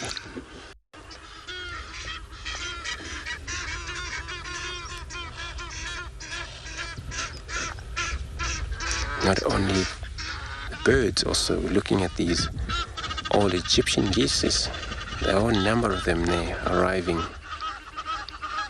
All noises that you hear. So each bank has to be occupied by the couple, which is amazing about this bird. Sometimes you find just like this, all a group. Quite a few of them, those are not really dominating. Those are the ones that you find them fly in flocks, and find them in far dry land sometimes in the summer. Wherever it's green in the summer, they don't have to be in the water always when it's summer. Since they are vegetarian, they would feed on the very soft new shoots of vegetations, grasses.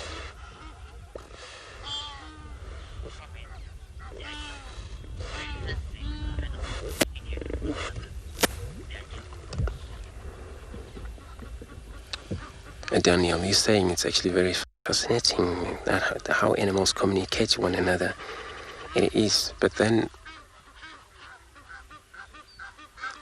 it's also sometimes can confuse us very much. So you're very right, because then for them, each one of the calls could mean something, but we only understand a bit of them.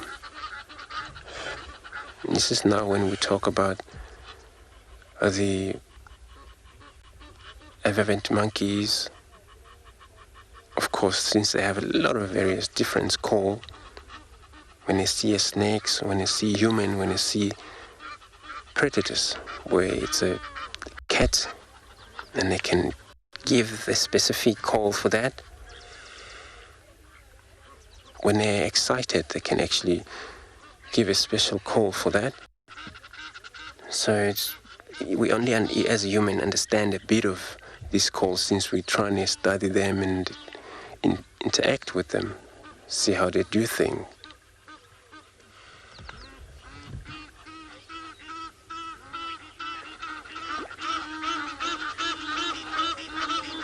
So everybody, I'm going to sit here for now and then just see what it's going to be about later on. In the meantime, so Chris is still with his elephant, so let's go across to him.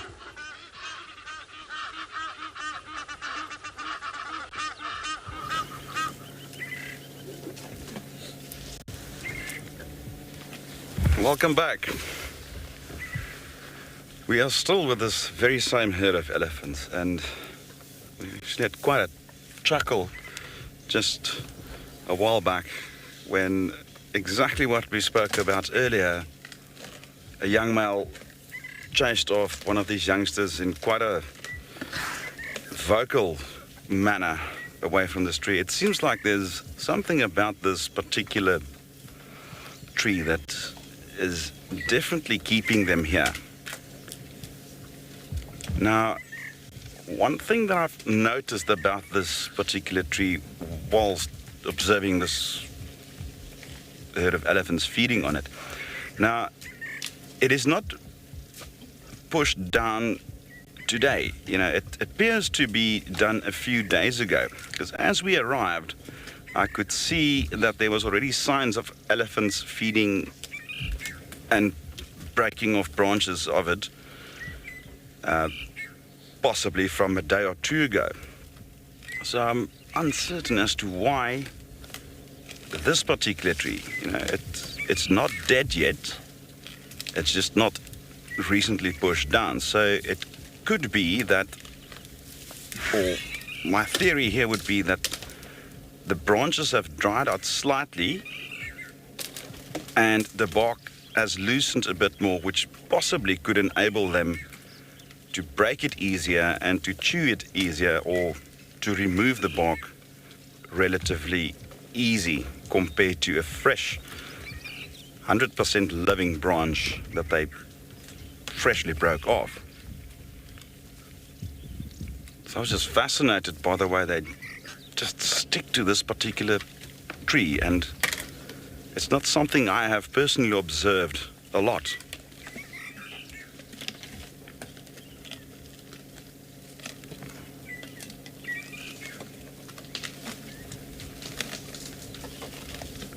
It just shows you that you can spend years and years as a naturalist or guide or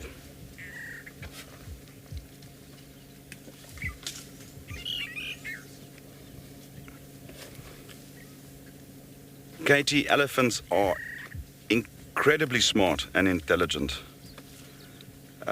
Elephants have a very large brain, and we often hear this saying that you've got a memory like an elephant. Now that is true. Elephants can remember details that very few creatures can do. Now if you just think about it a little bit, elephants live in areas that stretches in some cases over subcontinents.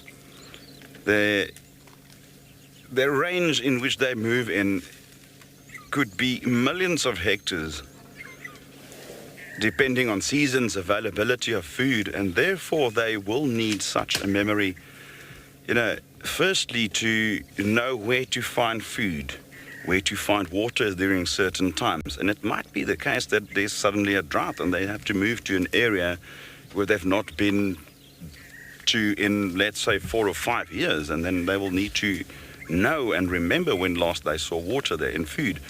But also with regards to their social structure, they also need to remember family members and relatives and non-relatives. So yeah, they are very clever, very intelligent, and they've got an incredible memory.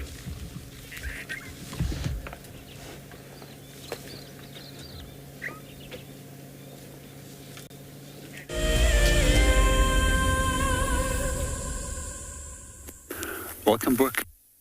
We're out and about to go and see what we can find.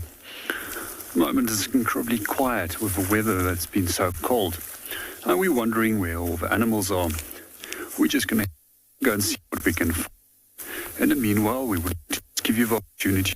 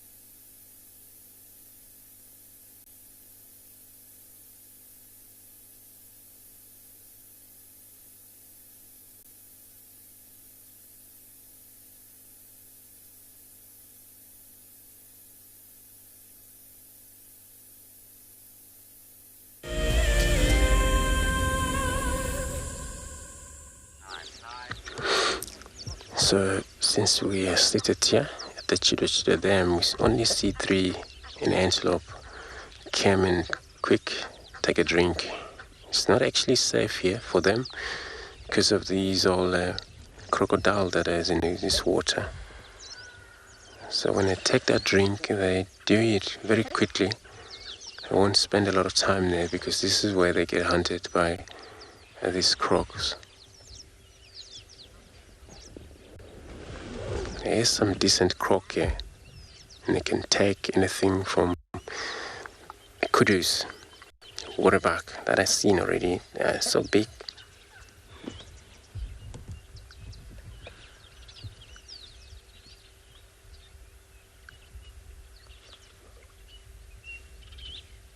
So these 3, only the 3 antelope as Impala, they probably separated from the group where they're going into.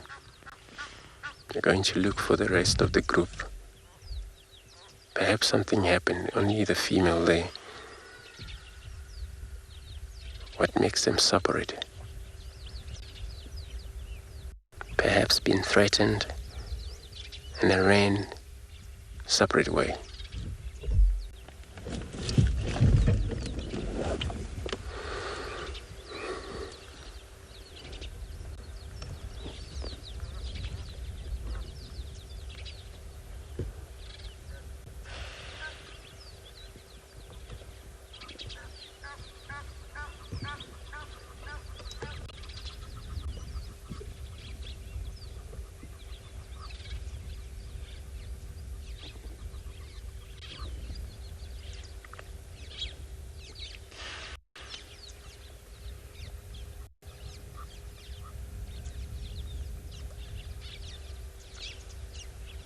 You can see how they also be aware of where they're moving. It's got to be very nice and open so that there's always surprise when they're prey species. They always get surprised, being chased, unexpected.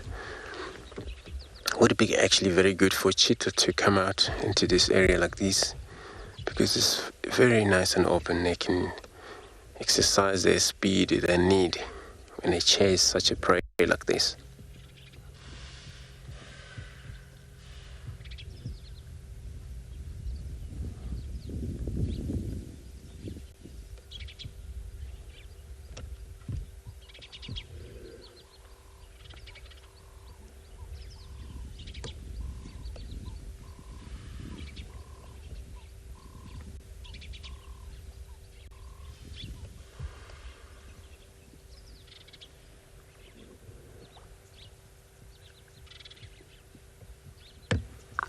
And it's all about now started to drizzle a little bit. So I believe this is what it's going to be. It's going to be kind of like a misty taking place all over, I think, soon. So I'm going to soon leave the dam and then continue search. We may bump on a Pride of Lion, we may bump on a Tingana since he's not around. Yeah, we've been checking that area. So we're going to continue check further.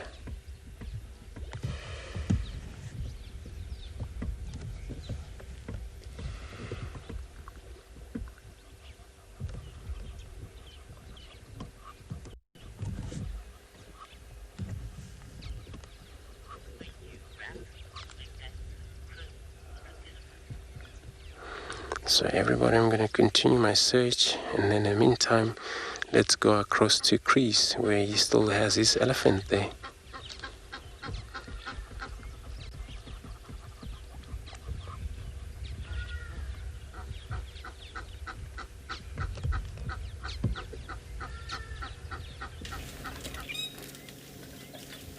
Nothing has changed. It's still the same herd of elephants feeding on the exact same tree. And BK and I have just been sitting here watching them for just over an hour now. And just interesting to see how the family dynamics sort of unravel when you've got a resource like this. It's basically like a pie that everybody wants a piece of, and there were youngsters chasing old ones away and old ones getting angry at the youngster one, and it was just sporadic but quite entertaining. And that's the value about elephants, is to just observe them, and you learn so much. Now, I've been in the guiding industry for quite some time, and you always learn new things about creatures, new things about nature, and for me that's the single most important thing, having chosen a career in the bush, is that you can never ever stop learning, never stop gaining more and more experience. And the same goes for our viewers out there. You know, one can learn everything there is to learn about elephants in a book. The very next day you will observe something that has not been written up or somewhat contradicts what's been written up, and it all comes down to observing and spending time with them. The ever-present drongo, the fork-tailed drongo that Andrew mentioned earlier, that's often associated with elephants. We know that there's a lot of insects, the likes of flies and so forth, around elephants. They often chase up certain insects as they feed, and that is what the drongo is after.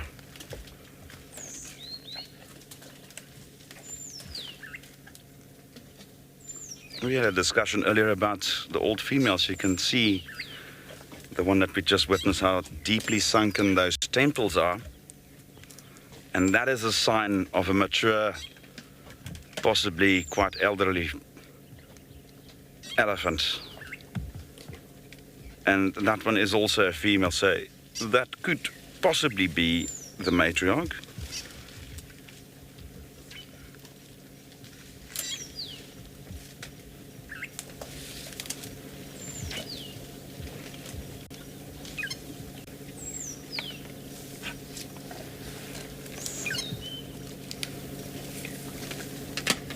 BK and I was just discussing now, there's just something about the eye of an elephant.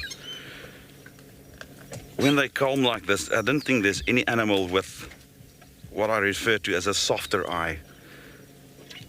And that is also something I always look at when elephants are in close proximity to my vehicle, is whether you've got soft eyes or sort of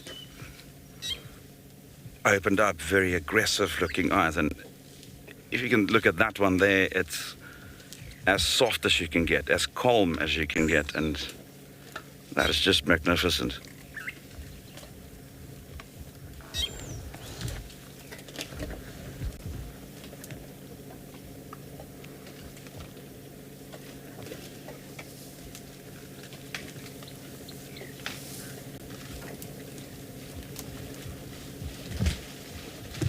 It's almost as if they have not moved in the last hour. All right, we're probably going to be moving on very, very soon in order to look for something else, to see what the bush is going to provide for us today. And we'll probably sit here for another 5 minutes or so and then move off.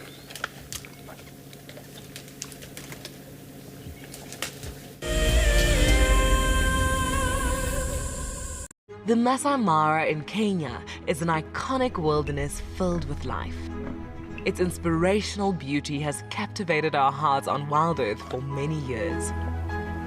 While this season of the world's greatest migration has been missed, WildEarth is preparing a spectacular comeback in 2022. For the first time ever, WildEarth will be running expeditions to Kenya's Masai Mara throughout the 2022 migration season.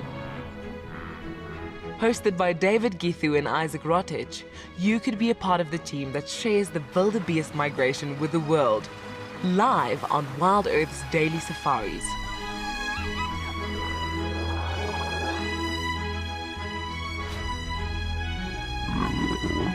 If you're interested, then head over to our website to find out more.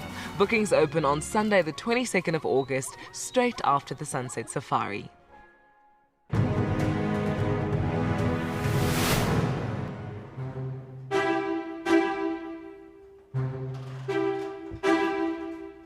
Our competitors are in the room behind me right now for the birding challenge, where they have to look at pictures and identify the birds and then separately listen to bird calls and identify them.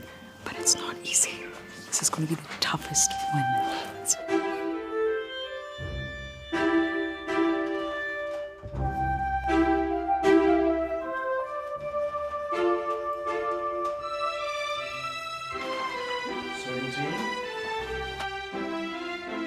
And here we have the previous year's winners. You can see they're trying to see if they can remember all the answers, and look at them taking a sneak peek.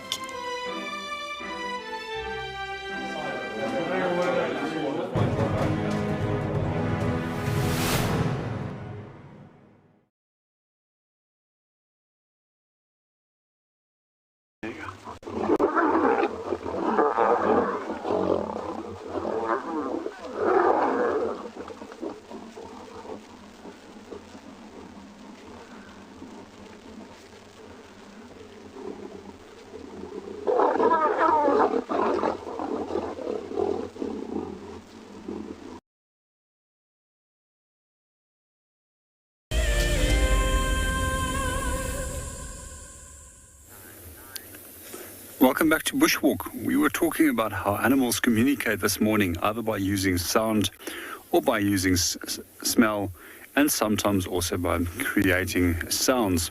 So here's one of the predators that we have in this area is dung, and this is a way that they mark the area. And this is jackal. And quite often what we do find with jackal is that they'll deliberately defecate on top of objects, either on top of a rock, a bush, and very often on top of elephant dung itself. There's two species of jackals that we have in this area. The one is known as a black-backed jackal, which is overall red in color with a black saddle. And then the second jackal that we do have in the area is known as a side-striped jackal, which has got a white stripe on the side as well as a white tail tip. When it comes to separating the two by means of dung, I cannot do that. I find it impossible. Even based on tracks, we cannot separate the two species.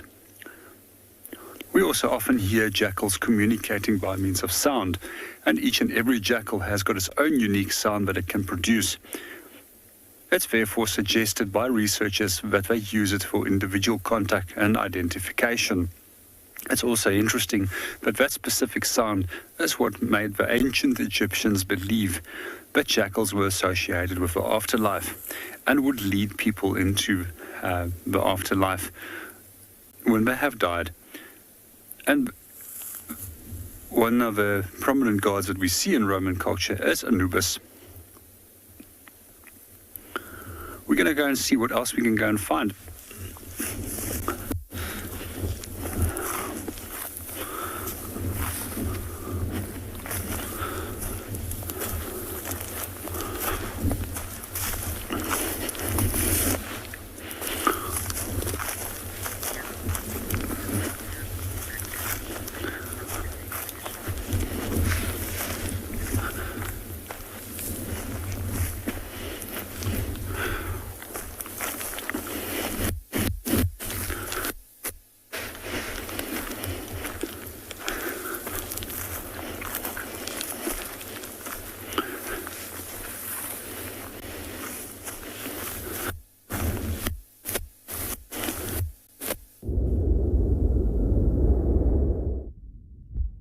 Checking the boundary, heading west now. May possibly check also the western boundary on that side. Now, why not going back to where we left? Shidula last night disappeared into the thick checking head tracks. If it ever comes out of that block. But doubt that she may be still around in Djuma. Perhaps maybe she has moved out of the area. Back to the west again, but all worth to check.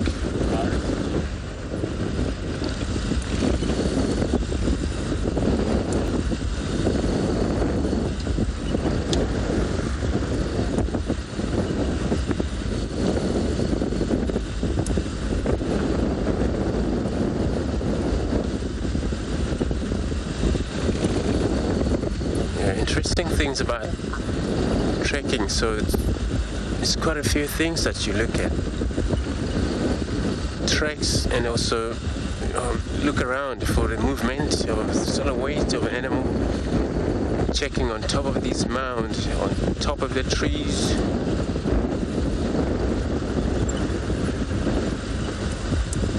Oh, there was a warthog running across in front of us, but very speeding, eh? It was too fast, it's gone.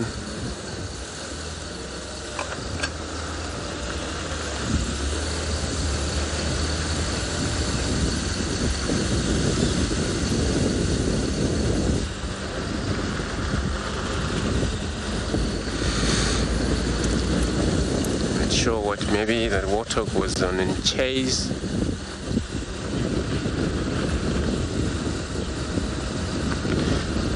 Bridget, so you're asking would the Djuma landscape dry?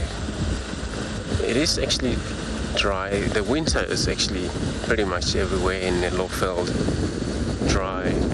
Grass is dried out. Trees are here. I know there's what you can see. The fire has been going on, but it probably was a controlled fire. But all trees actually have dried their leaves. And that's why the winter is dry, so that everything that grow up during the summer, when the colder take place, it does dry it off. That's what makes actually a big difference from here and also Cape Town,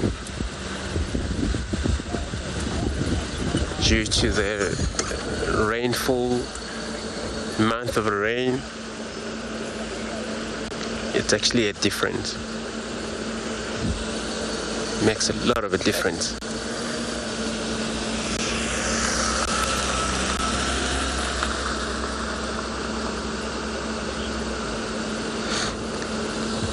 So since we had a dry area here, let's take a look at the expedition in Mara. The Masai Mara in Kenya is an iconic wilderness filled with life. Its inspirational beauty has captivated our hearts on WildEarth for many years. While this season of the world's greatest migration has been missed, WildEarth is preparing a spectacular comeback in 2022.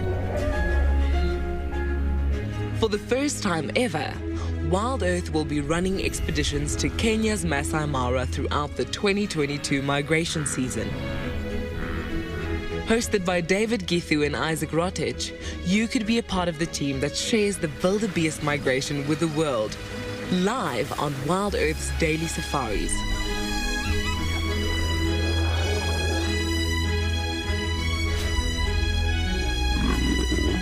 If you're interested, then head over to our website to find out more. Bookings open on Sunday, the 22nd of August, straight after the Sunset Safari.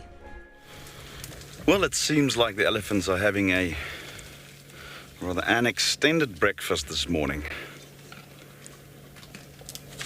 Still the very same tree, and it's got a couple of branches less now.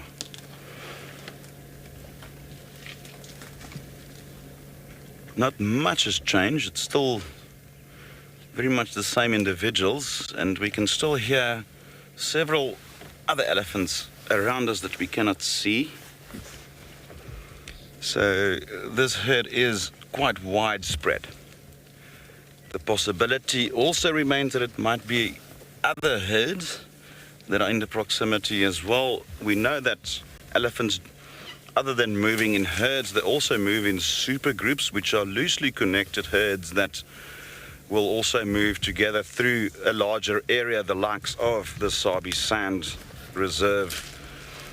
And one can clearly see it when that happens, when a group like that will enter an area. You would find a herd of elephants, and often you would hear more elephants around you. You'll continue for another 2 or 3 kilometers, find another herd, and they keep on appearing left, right, and center.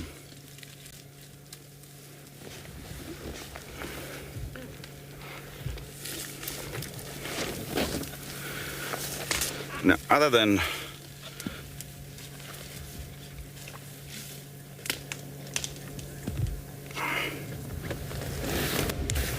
hi, Philemon. Fantastic question. Baby elephant is about the same size as a fully grown warthog at birth. They're tiny compared to a fully grown elephant, weighing approximately 100 kilogram at birth, which sounds like a lot, but if you imagine how much they will grow throughout their lives, elephant calves are quite small. But yes, they're about the same height as a fully grown warthog, with a trunk that is probably not longer than my forearm, for instance, and weighing approximately 100 kilogram, which is not much considering the size of an adult. I mean, female elephants with an average body weight of about 4.5 tons. Males can grow in excess of 5.5 tons at times. So if you look at that difference between the calf at birth and what it will ultimately become as an adult, they are relatively small. For instance, a giraffe at birth are actually slightly larger than an elephant, though an adult giraffe is substantially smaller in weight than an elephant.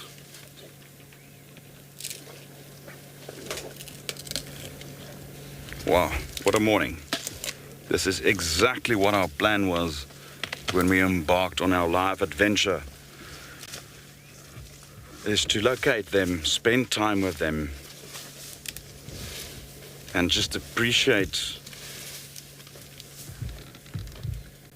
them for who they are. Magnificent, ancient, wise creatures, the engineers of the bush, a keystone species in Africa, one of the most important animals or mammals within this ecosystem. Without them, this entire system could collapse. And it's such a privilege that they are still here in parts of Africa where we can observe them, where they are protected.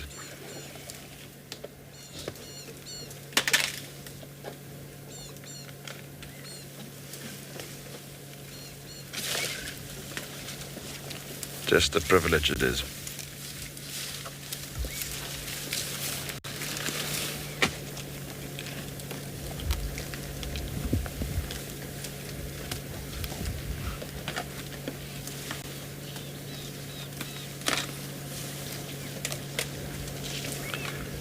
Anna-Marie, I totally agree. You know, it's whether you're a safari guide with guests on safari in Africa, watching them live like you're at the moment, it stays the same. It's the same effect. It's therapy for me personally as well. It's one of my favorite pastimes. We're not actively guiding guests to just find elephants and just spend time with them, especially a herd like this that's extremely comfortable with our presence. Now, this is not always the case. You know, elephants are also emotional creatures. This very same herd might not react the same way tomorrow. You know, something might have happened that will prompt them to behave differently. They could have encountered lions and predators. There could have been domestic issues within the herd that caused some emotions. It could be various reasons. So this very same herd tomorrow could act aggressively or even fearfully of us and, run away as we approach them. So every time you encounter an elephant herd like this that is extremely comfortable with your presence, the best way to then enjoy them is to just sit and watch, because that's when they start to reveal their true self. The young ones coming right up to you to investigate who and what you are, and you just absorb it, and that's what it's about.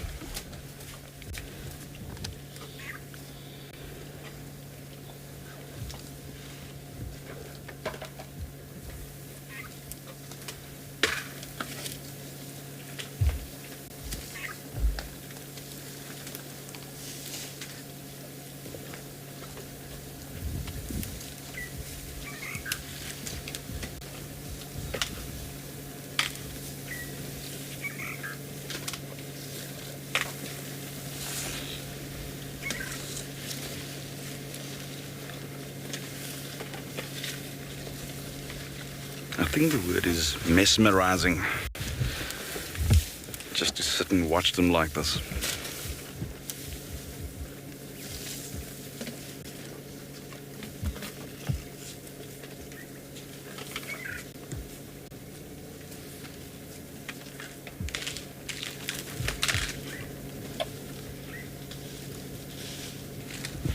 From one favorite to another, as I mentioned earlier, elephants by far my favorite large animal.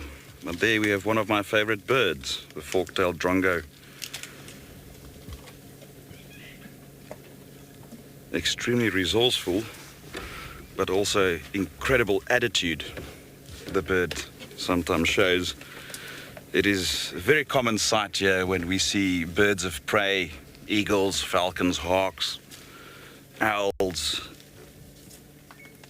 vultures even flying around, and you would see this fork-tailed drongo just following them in flight, and just mob them in flight, biting them and harassing them so much that they move off, and it's quite a comical thing.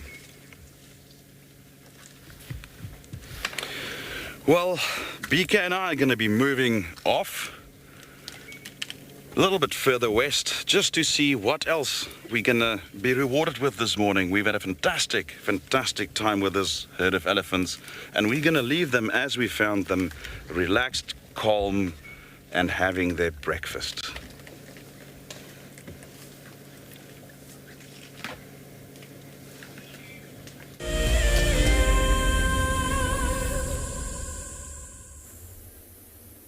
Welcome back to Bushwalk.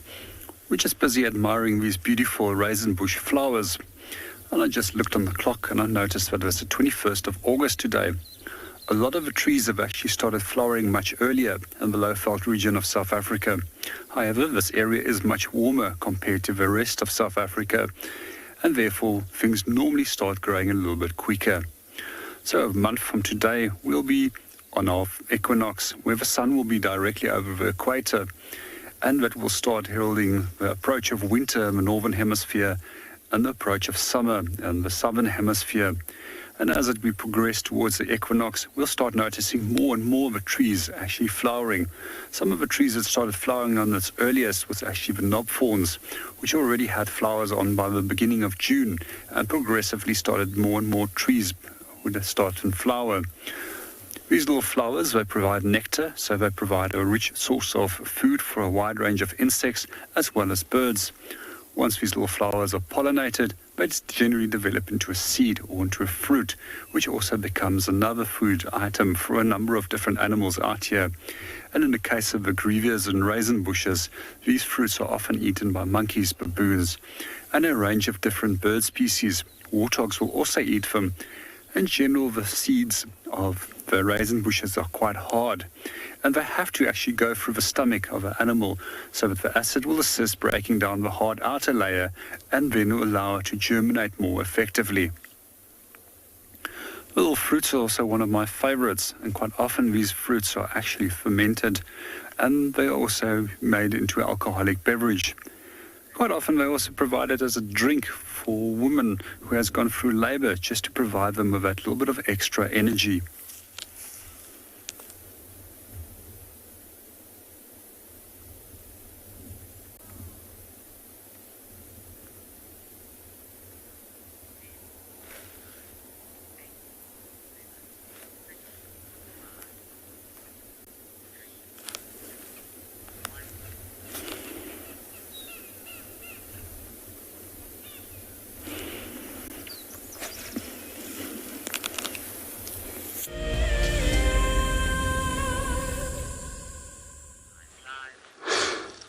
So everybody, we come to an area where we come across some of the kill, which is actually a remain of the kill that is left into that tree. So just for the sensitive viewers, in case, and then you can see actually still whatever I think leopard was feeding on that there, still bloody, and the meat that is actually still remaining in there.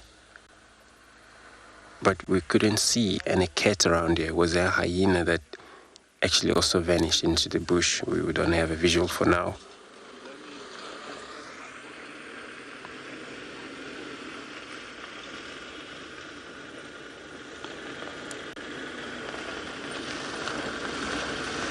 Can't see its actually head properly. Perhaps was a younger Impala or something.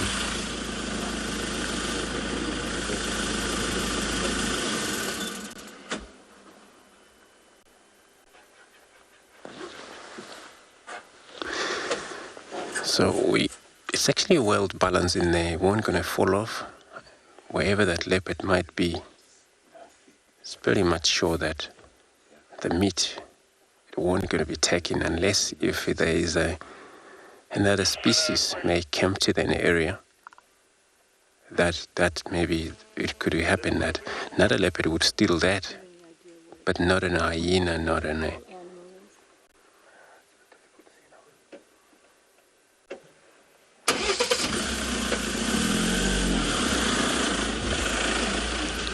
So sorry everybody, it's actually on a road that is actually driven quite a lot of the vehicles, by a lot of different vehicles. So, but we'll sit here just to see if there's a leopard.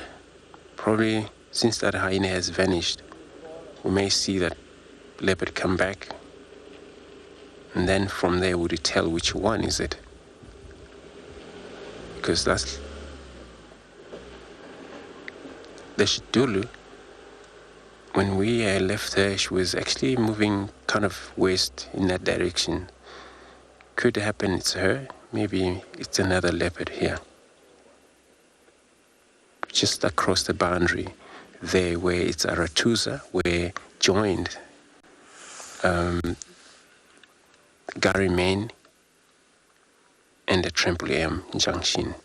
So in that area, but we'll find out if the leopard ever returned back into this area.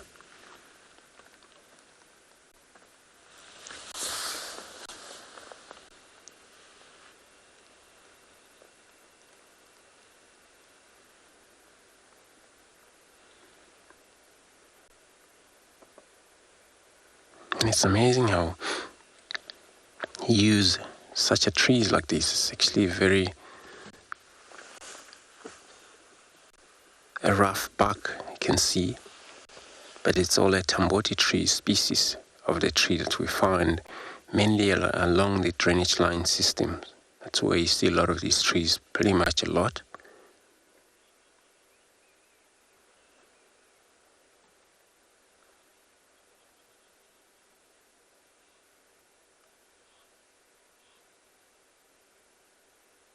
My hearing is squirrels and away distances.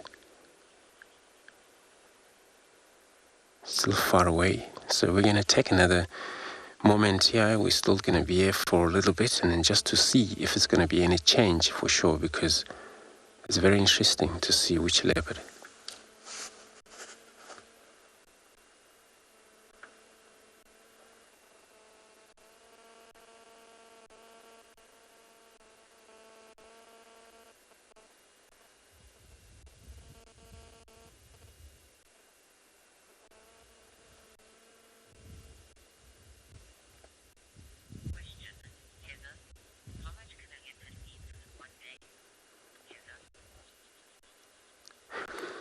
Heather, you're asking how much can a leopard eat per day. So roughly from 3.7 up to 4 kg a day, depending on the size of the cat.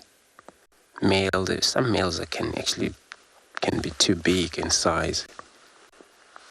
But yeah, ruffle started from the 3 kilogram, 3.5 to 4 kilogram. So, but what we've seen there, it's actually been eating quite a lot.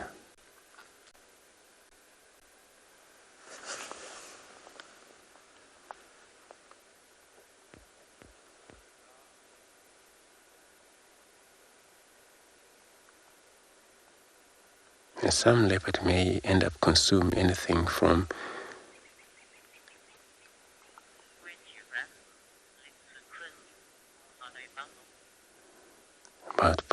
probably anything from about 8 upwards.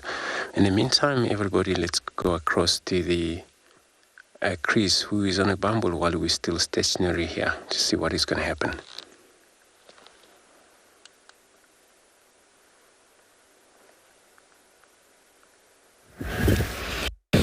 Well, sounds amazing, Andrew. Let's hold thumbs that something transpires at that particular scene. Well, we've left the group of elephants. They, in fact, all over. We keep on bumping into more and more. So there's definitely quite a lot of elephants that's entered our area, and hopefully that will set us up for more adventures with them later. However, we've just seen tracks of Tswalu a little bit further north from where she was spotted yesterday. Now, what I'm trying to do now is to just slowly drive along and just observe for any tracks. Now, last night she was walking on the road, from what I gathered, and she was scent marking territory. In those cases, they often cover quite a lot of ground. She did move in the same direction to where we had that herd of elephants. Now, the elephants have basically covered any form of sign of the leopard. So we're just moving around the general area in order to hopefully find tracks. It might be a long shot, but we're going to give it a go.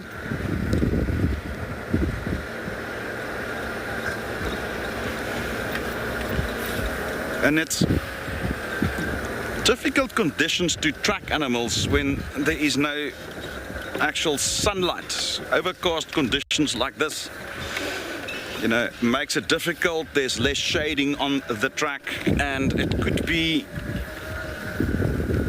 tricky to say the least, but not impossible.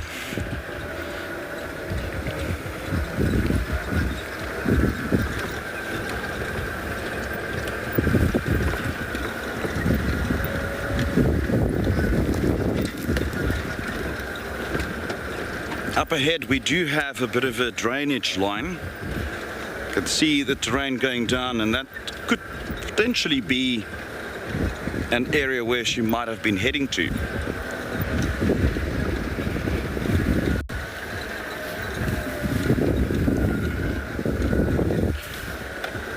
So we're going to be continuing, myself and BK, who's behind the camera today, in order to hopefully find something on Tswalu, who I'd love to get acquainted with, and let's hold thumbs.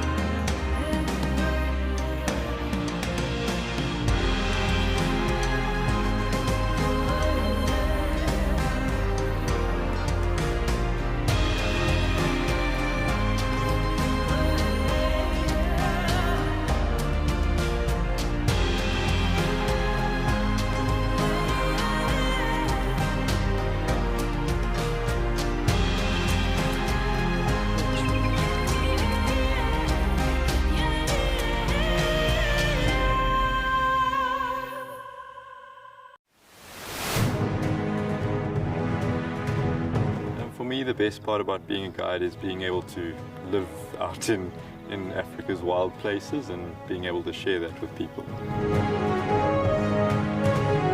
Of all the challenges, for me, the one that I'm probably the most comfortable with is the game drive. I think that's what I do most days, so that would probably be what I feel like I'd do the best at.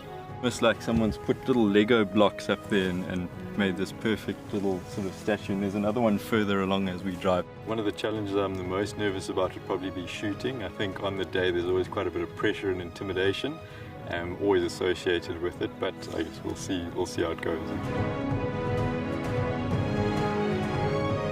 I hope I'll win this competition, but if I don't, it's still been an experience of a lifetime, and I've learned a lot and met a lot of really, really cool people.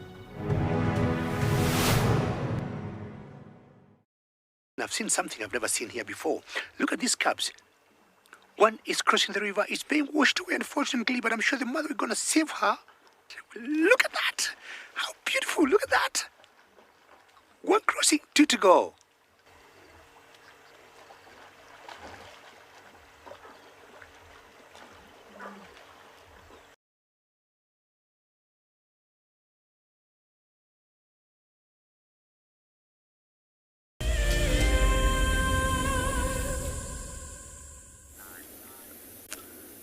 Welcome back on Bushwalk. We at the moment just looking at a large number of disturbances that has been created by elephants. And here you can see a tree that has been pushed over and then broken down into smaller fragments where the elephant was busy feeding. So when elephants do feed, they are quite destructive in their mannerisms. And one of the functions that we find out of that is that they enable that it creates a balance between the grasses as well as a tree component within an ecosystem. And for elephant, that is very important because in the summer months, they mostly focus on feeding on grasses, while in the winter months, they mostly focus on feeding on leaf and tree material. We also find that elephant also plays an incredibly important role in the ecosystem when it comes to seed dispersal, but also with the recycling of nutrients and minerals. This tree will eventually be fed on by wood-boring beetles as well as termites. So is the dung that has been produced by these animals, and those nutrients will then become available for plants again. Elephants are also incredibly resourceful in terms of knowing where to get specific resources such as specific nutrients and minerals, as well as where to go and find water and specific food types at different times of the year. And that's one of the reasons why we find them in specific areas in abundance at specific times, and then at other times, but they are less abundant in those areas again.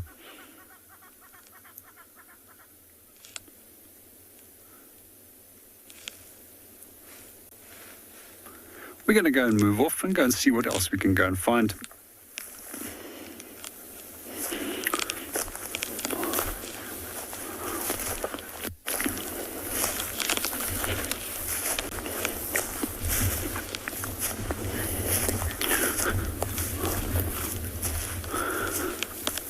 Well, let's go and see what Andrew is up to.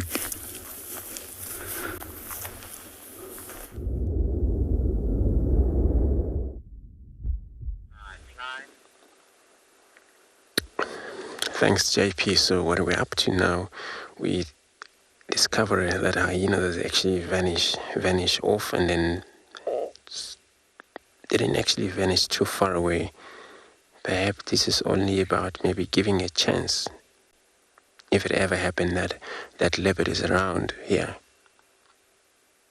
They've probably been waiting underneath of that tree for a very long time. That kills perhaps happened early last night. So much of the meat has already been taken.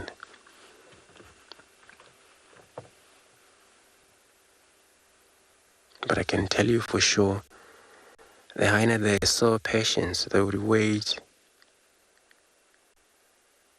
for a very long time for things to happen. They don't have, of course, ability to climb tree.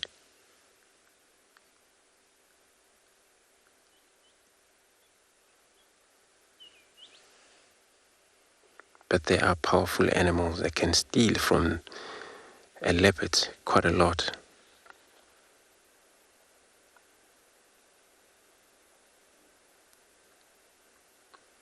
But also they can hunt very well.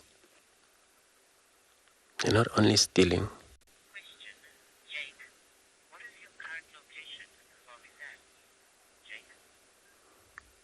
Jake, so you're asking my current location in Sabi Sands. So I'm in the northern Sabi Sands axis. It's a Gary Gate. And then this is where we are at the moment.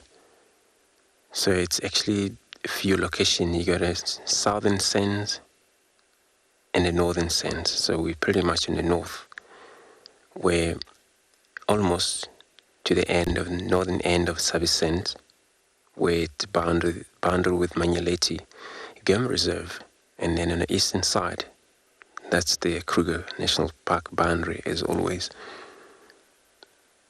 And then we are sitting here in one of the main access road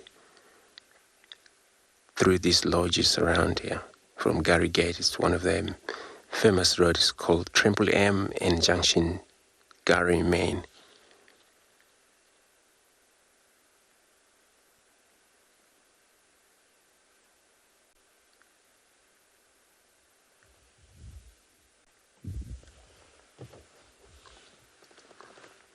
So also with the good weather like this, the kill will sustain refrigerated due to the weather, cloud.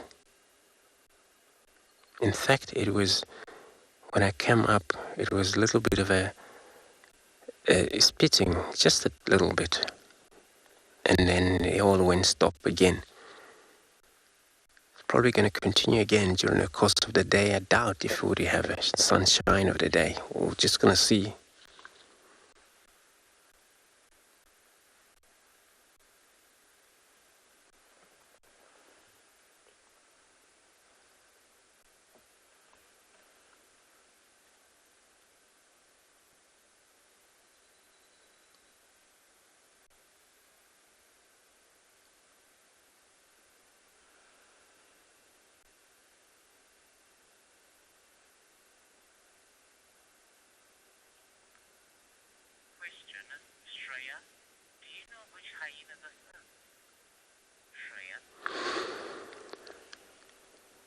Shreya, you asking, do I know which hyena this is? No, I have no idea which one this is. It's one of the actually still not yet fully growing. When I saw that it was actually still standing up there, it's one of the Sabadol hyena that pretty much now they are started to be independent around.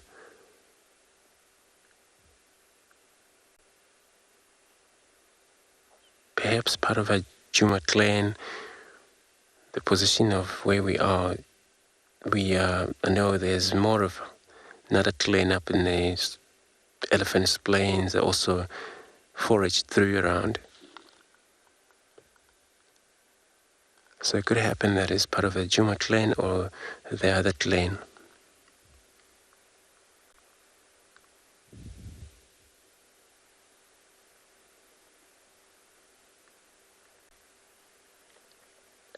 And they're a lot more hairy when they're still young. But all this young coat, it was shared quite a few times. Just as when they're born with a black coat, you would hardly to differentiate them to anything. You would think black dog or maybe pups of a wild dogs or anything. But you're still going to also tell that they still have low back and then high front, even a still little tiny thing. Started to rain here. Now it's a huge drop of rain that is coming in.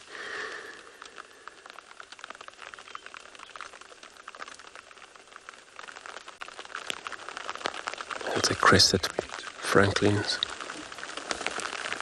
So yeah, now everybody started to rain. Not sure how long it's going to last, but we may have to cover the equipment.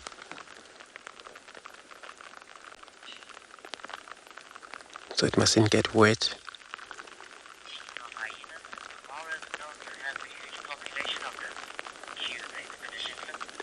So now talking about a hyena, since Mara had a higher population of a hyena there, let's have a look.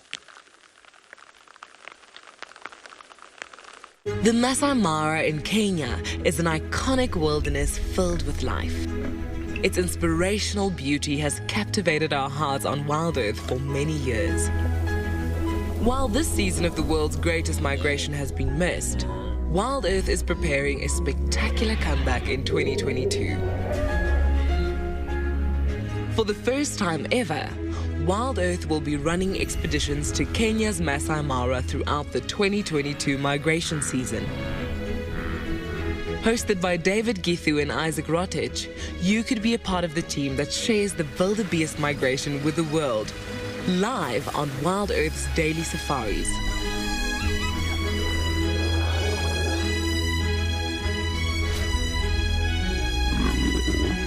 If you're interested, then head over to our website to find out more.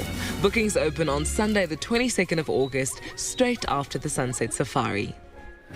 We are still looking for tracks of Shedulu, and nothing so far. The little drizzle started again, which is going to complicate things somewhat. Since it will obscure our tracks, it will become difficult to distinguish between fresh and older tracks. So what we're doing now is just literally working the general area in order to hopefully find her. In weather like this, once it starts raining, I know that unless they have a carcass or something that they're feeding on that you know of, it could be quite difficult to find them. Now, overcast weather as such is not necessarily bad for leopard viewing, but I have seen when it starts raining, they often try and find refuge in thicker areas, denser areas where there's a lot of grass. Having said that, some of my best leopard encounters have been in full-blown rain, so you can never really go on, you know, a set sort of rule of thumb for leopard behavior, for anything for that matter, and therefore we will continue to work around this drainage system around us where she was lost, where the tracks were pointing towards, and with a tiny bit of luck we might just find her. We had such a great morning with that herd of elephants that anything would be a bonus for me today. So I'm really hoping we'll find her, but if we don't, she'll be around. We'll see her again. Hi Roxanne, my passion for wildlife started in my childhood, where I was born and raised in the northern parts of South Africa's Limpopo province. I'm from a cattle farming background where, you know, my love for the outdoors started. And I must also mention my father, who's been fundamental and extremely influential in teaching me the names of the trees and birds and so forth since childhood. And I think that laid the passion for nature and wildlife at a very early stage in my life. And after I've left school, it was a one-way street. I knew I had to do or engage in a career that involves nature, and thus I became a professional nature guide. Now, this was way back in 1999 when I started as an apprentice guide, not too far from this area, a little bit further west and northwards. But yes, it's been a passion since childhood, and you know, since the markers have been laid in terms of this is what I want to achieve in life and so forth, I'm a knowledge-hungry person and always have been. And when that goes for my entire family, we all love nature. But I took it a step further. I started trying to identify birds and all sorts of things since childhood. And if I don't know, I would find out. We would go on holidays to the Kruger Park, and whenever I would see a game ranger, I will ask them questions and, just that hunger for knowledge. And knowledge is not everything. Nobody knows everything, but it sets you well on the path to become a professional within the wildlife nature guiding industry. But yes, it is a passion of mine, and I'm very grateful that it has been picked up so quickly.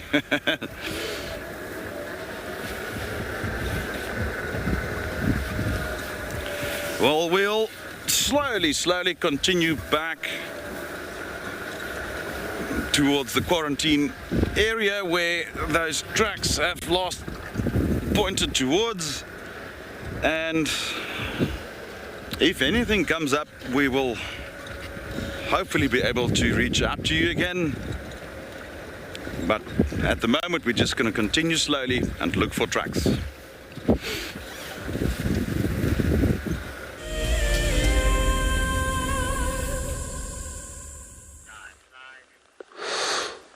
So we're still sitting here.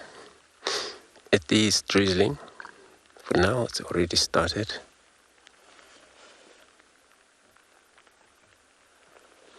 I started to look around a little bit.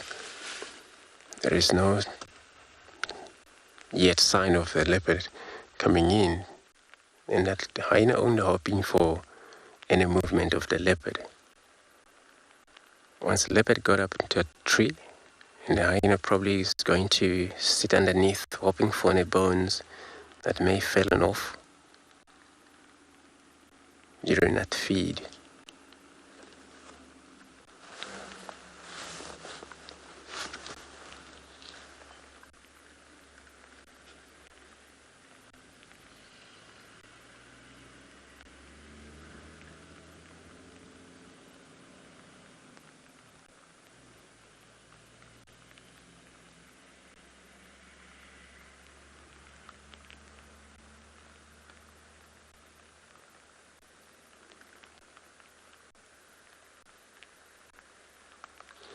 So as a hyena, hold their own mind moving through this wet grasses.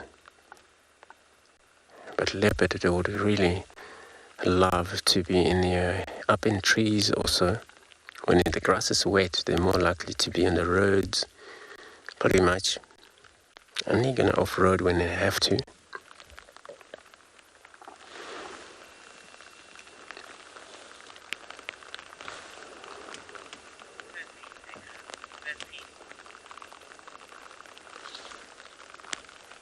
So they're moving off.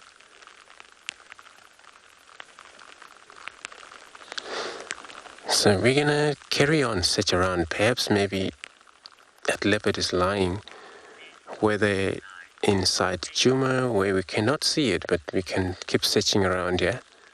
See if we get lucky.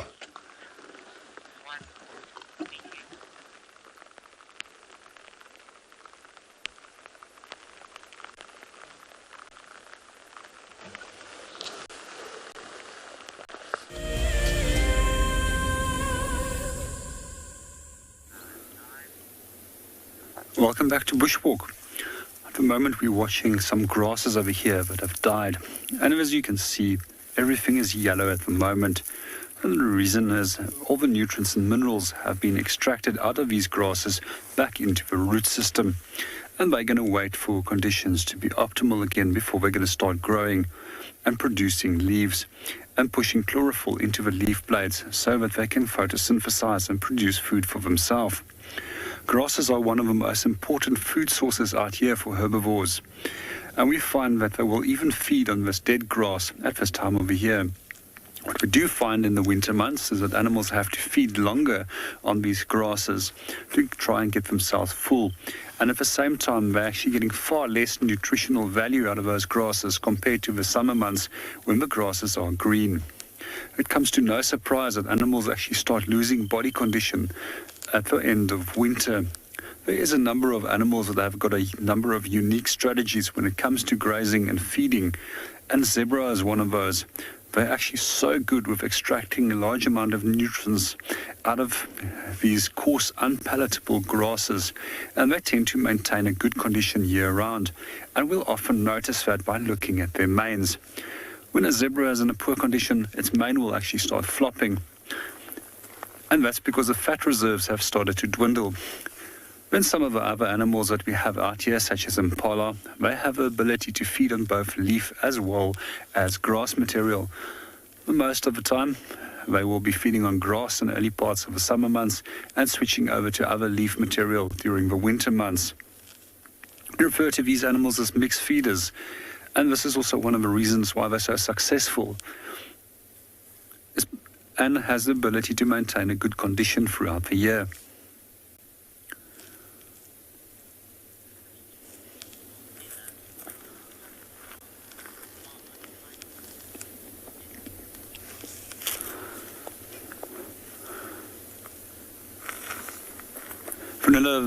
Good afternoon and good morning and welcome to the show. There's such a wide range of different grass species over here, and it just depends on the area. At this time of the year, it's incredibly difficult to identify grasses because there's no inflorescence on them. Some of the grasses that we have over here is called turpentine grass, which is probably one of the most unpalatable grasses, and we still see some of the inflorescences on those. And that grass is actually so unpalatable that nothing wants to feed on it, that they actually used to traditionally use it for lining grain baskets to prevent that rats and mice feed through it. Then we've also got some of the most palatable grasses out here, which is known as red grass and guinea grass.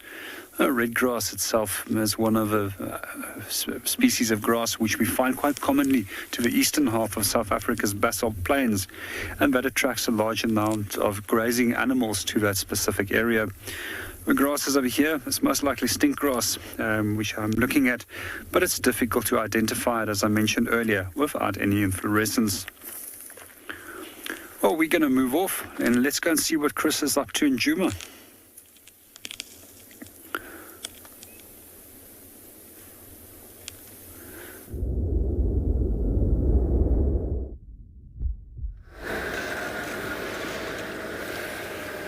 Goodness, it's as if this morning is not getting any better. It's virtually going from one favorite of mine to another. Just look at that.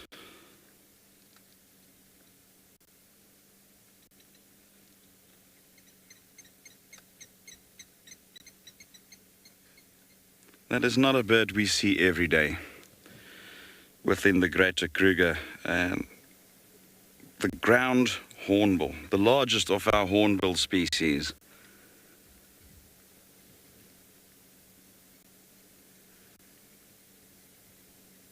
And like I mentioned, one of my favorite birds. It's very difficult for us to pick favorites, but this bird is right up there with the rest and the top 5. There's another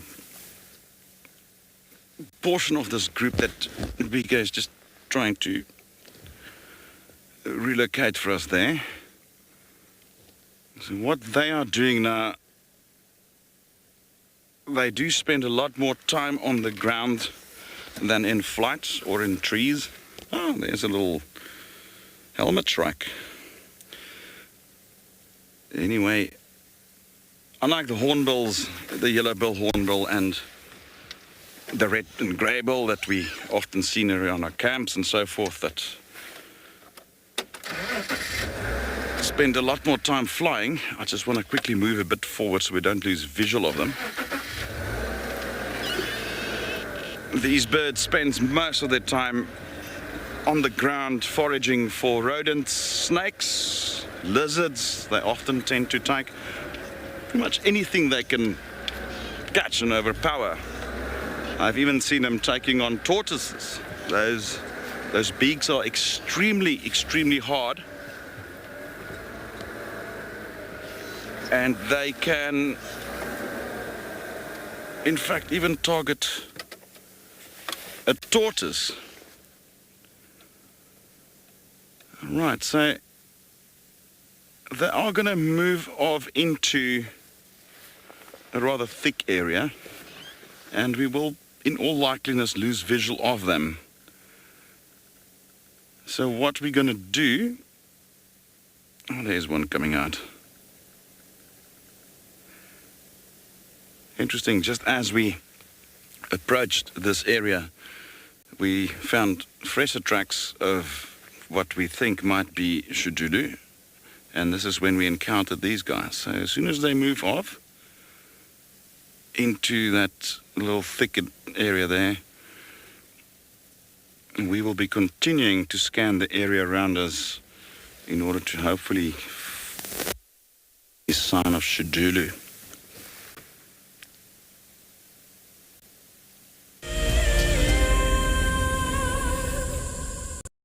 Every year in August, South Africa marks Women's Month. WildEarth would like to acknowledge and thank all the amazing females who have worked tirelessly to share our nature with the world. We're gonna have to just wait, okay? She's gonna come out there just on my right-hand side, and she can see these impala. Now you've got to inhale it. It burns. I don't know if it's supposed to work instantly. Go, girl, go! Get her! Get her, girl! Get her! I'm so looking forward to following her story in the future. I'm really hoping there's two. I'm really hoping there's two. But you know, even if there's one, oh my goodness, everyone! And I get to share it with you. Isn't that extra special? I get to experience it and show it to everyone.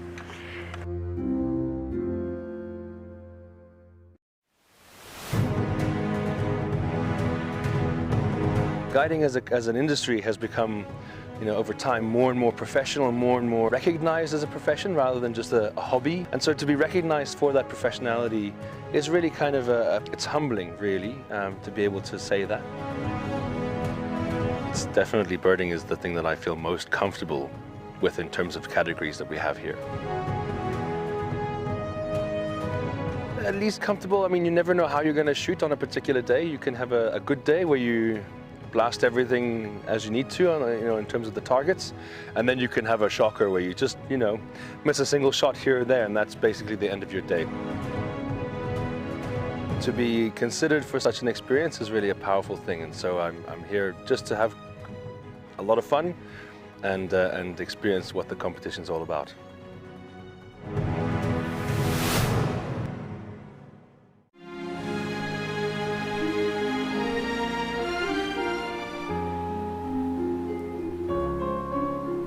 You are cheeky. That was a brave decision. Amber Eyes is... Oh. That is so magic. That was absolutely wonderful. Amber Eyes just gave that cub an enormous hug. Expect the unexpected here on WildEarth.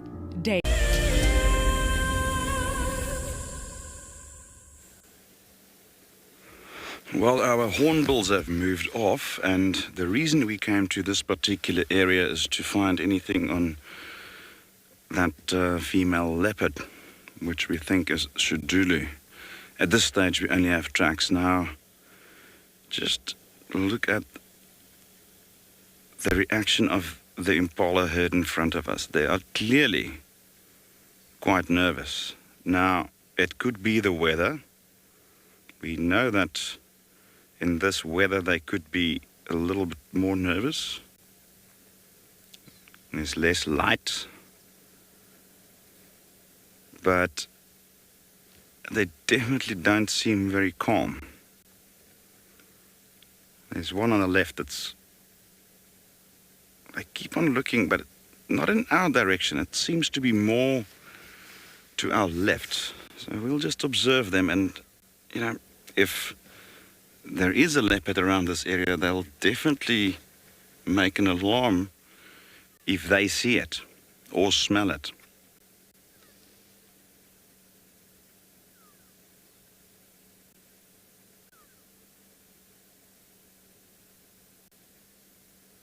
You can see they're quite jittery. It's not the normal, and I think I know. Well, we had another visitor that just joined our fantastic morning.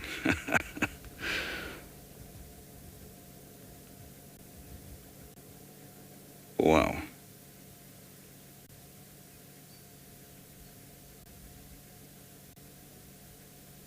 Just out of nowhere. One would have thought that giraffe, with their height and their tall necks, you could just see them tower above all the trees. But I mean, this fellow just virtually appeared out of nowhere.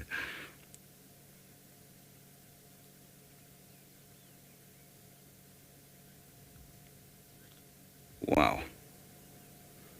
You know, as we nearing the end of our morning, I mean, what a way to wrap it all up. Look at that face.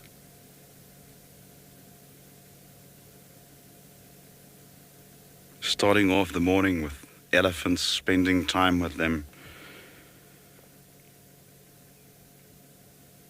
And there's a little squirrel in the background as well, BK. Yes,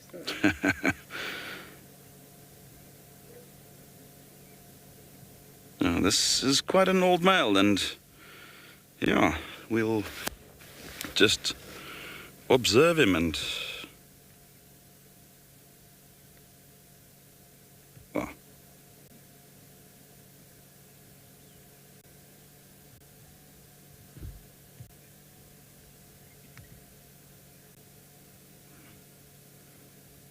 interesting. And he's just watching the Impala that's moved off. Well, it's been a fantastic morning having you joining us on this adventure live at Djuma in the Sabi Sands. What an incredible morning, incredible sightings. And we hoped for you to see us this afternoon.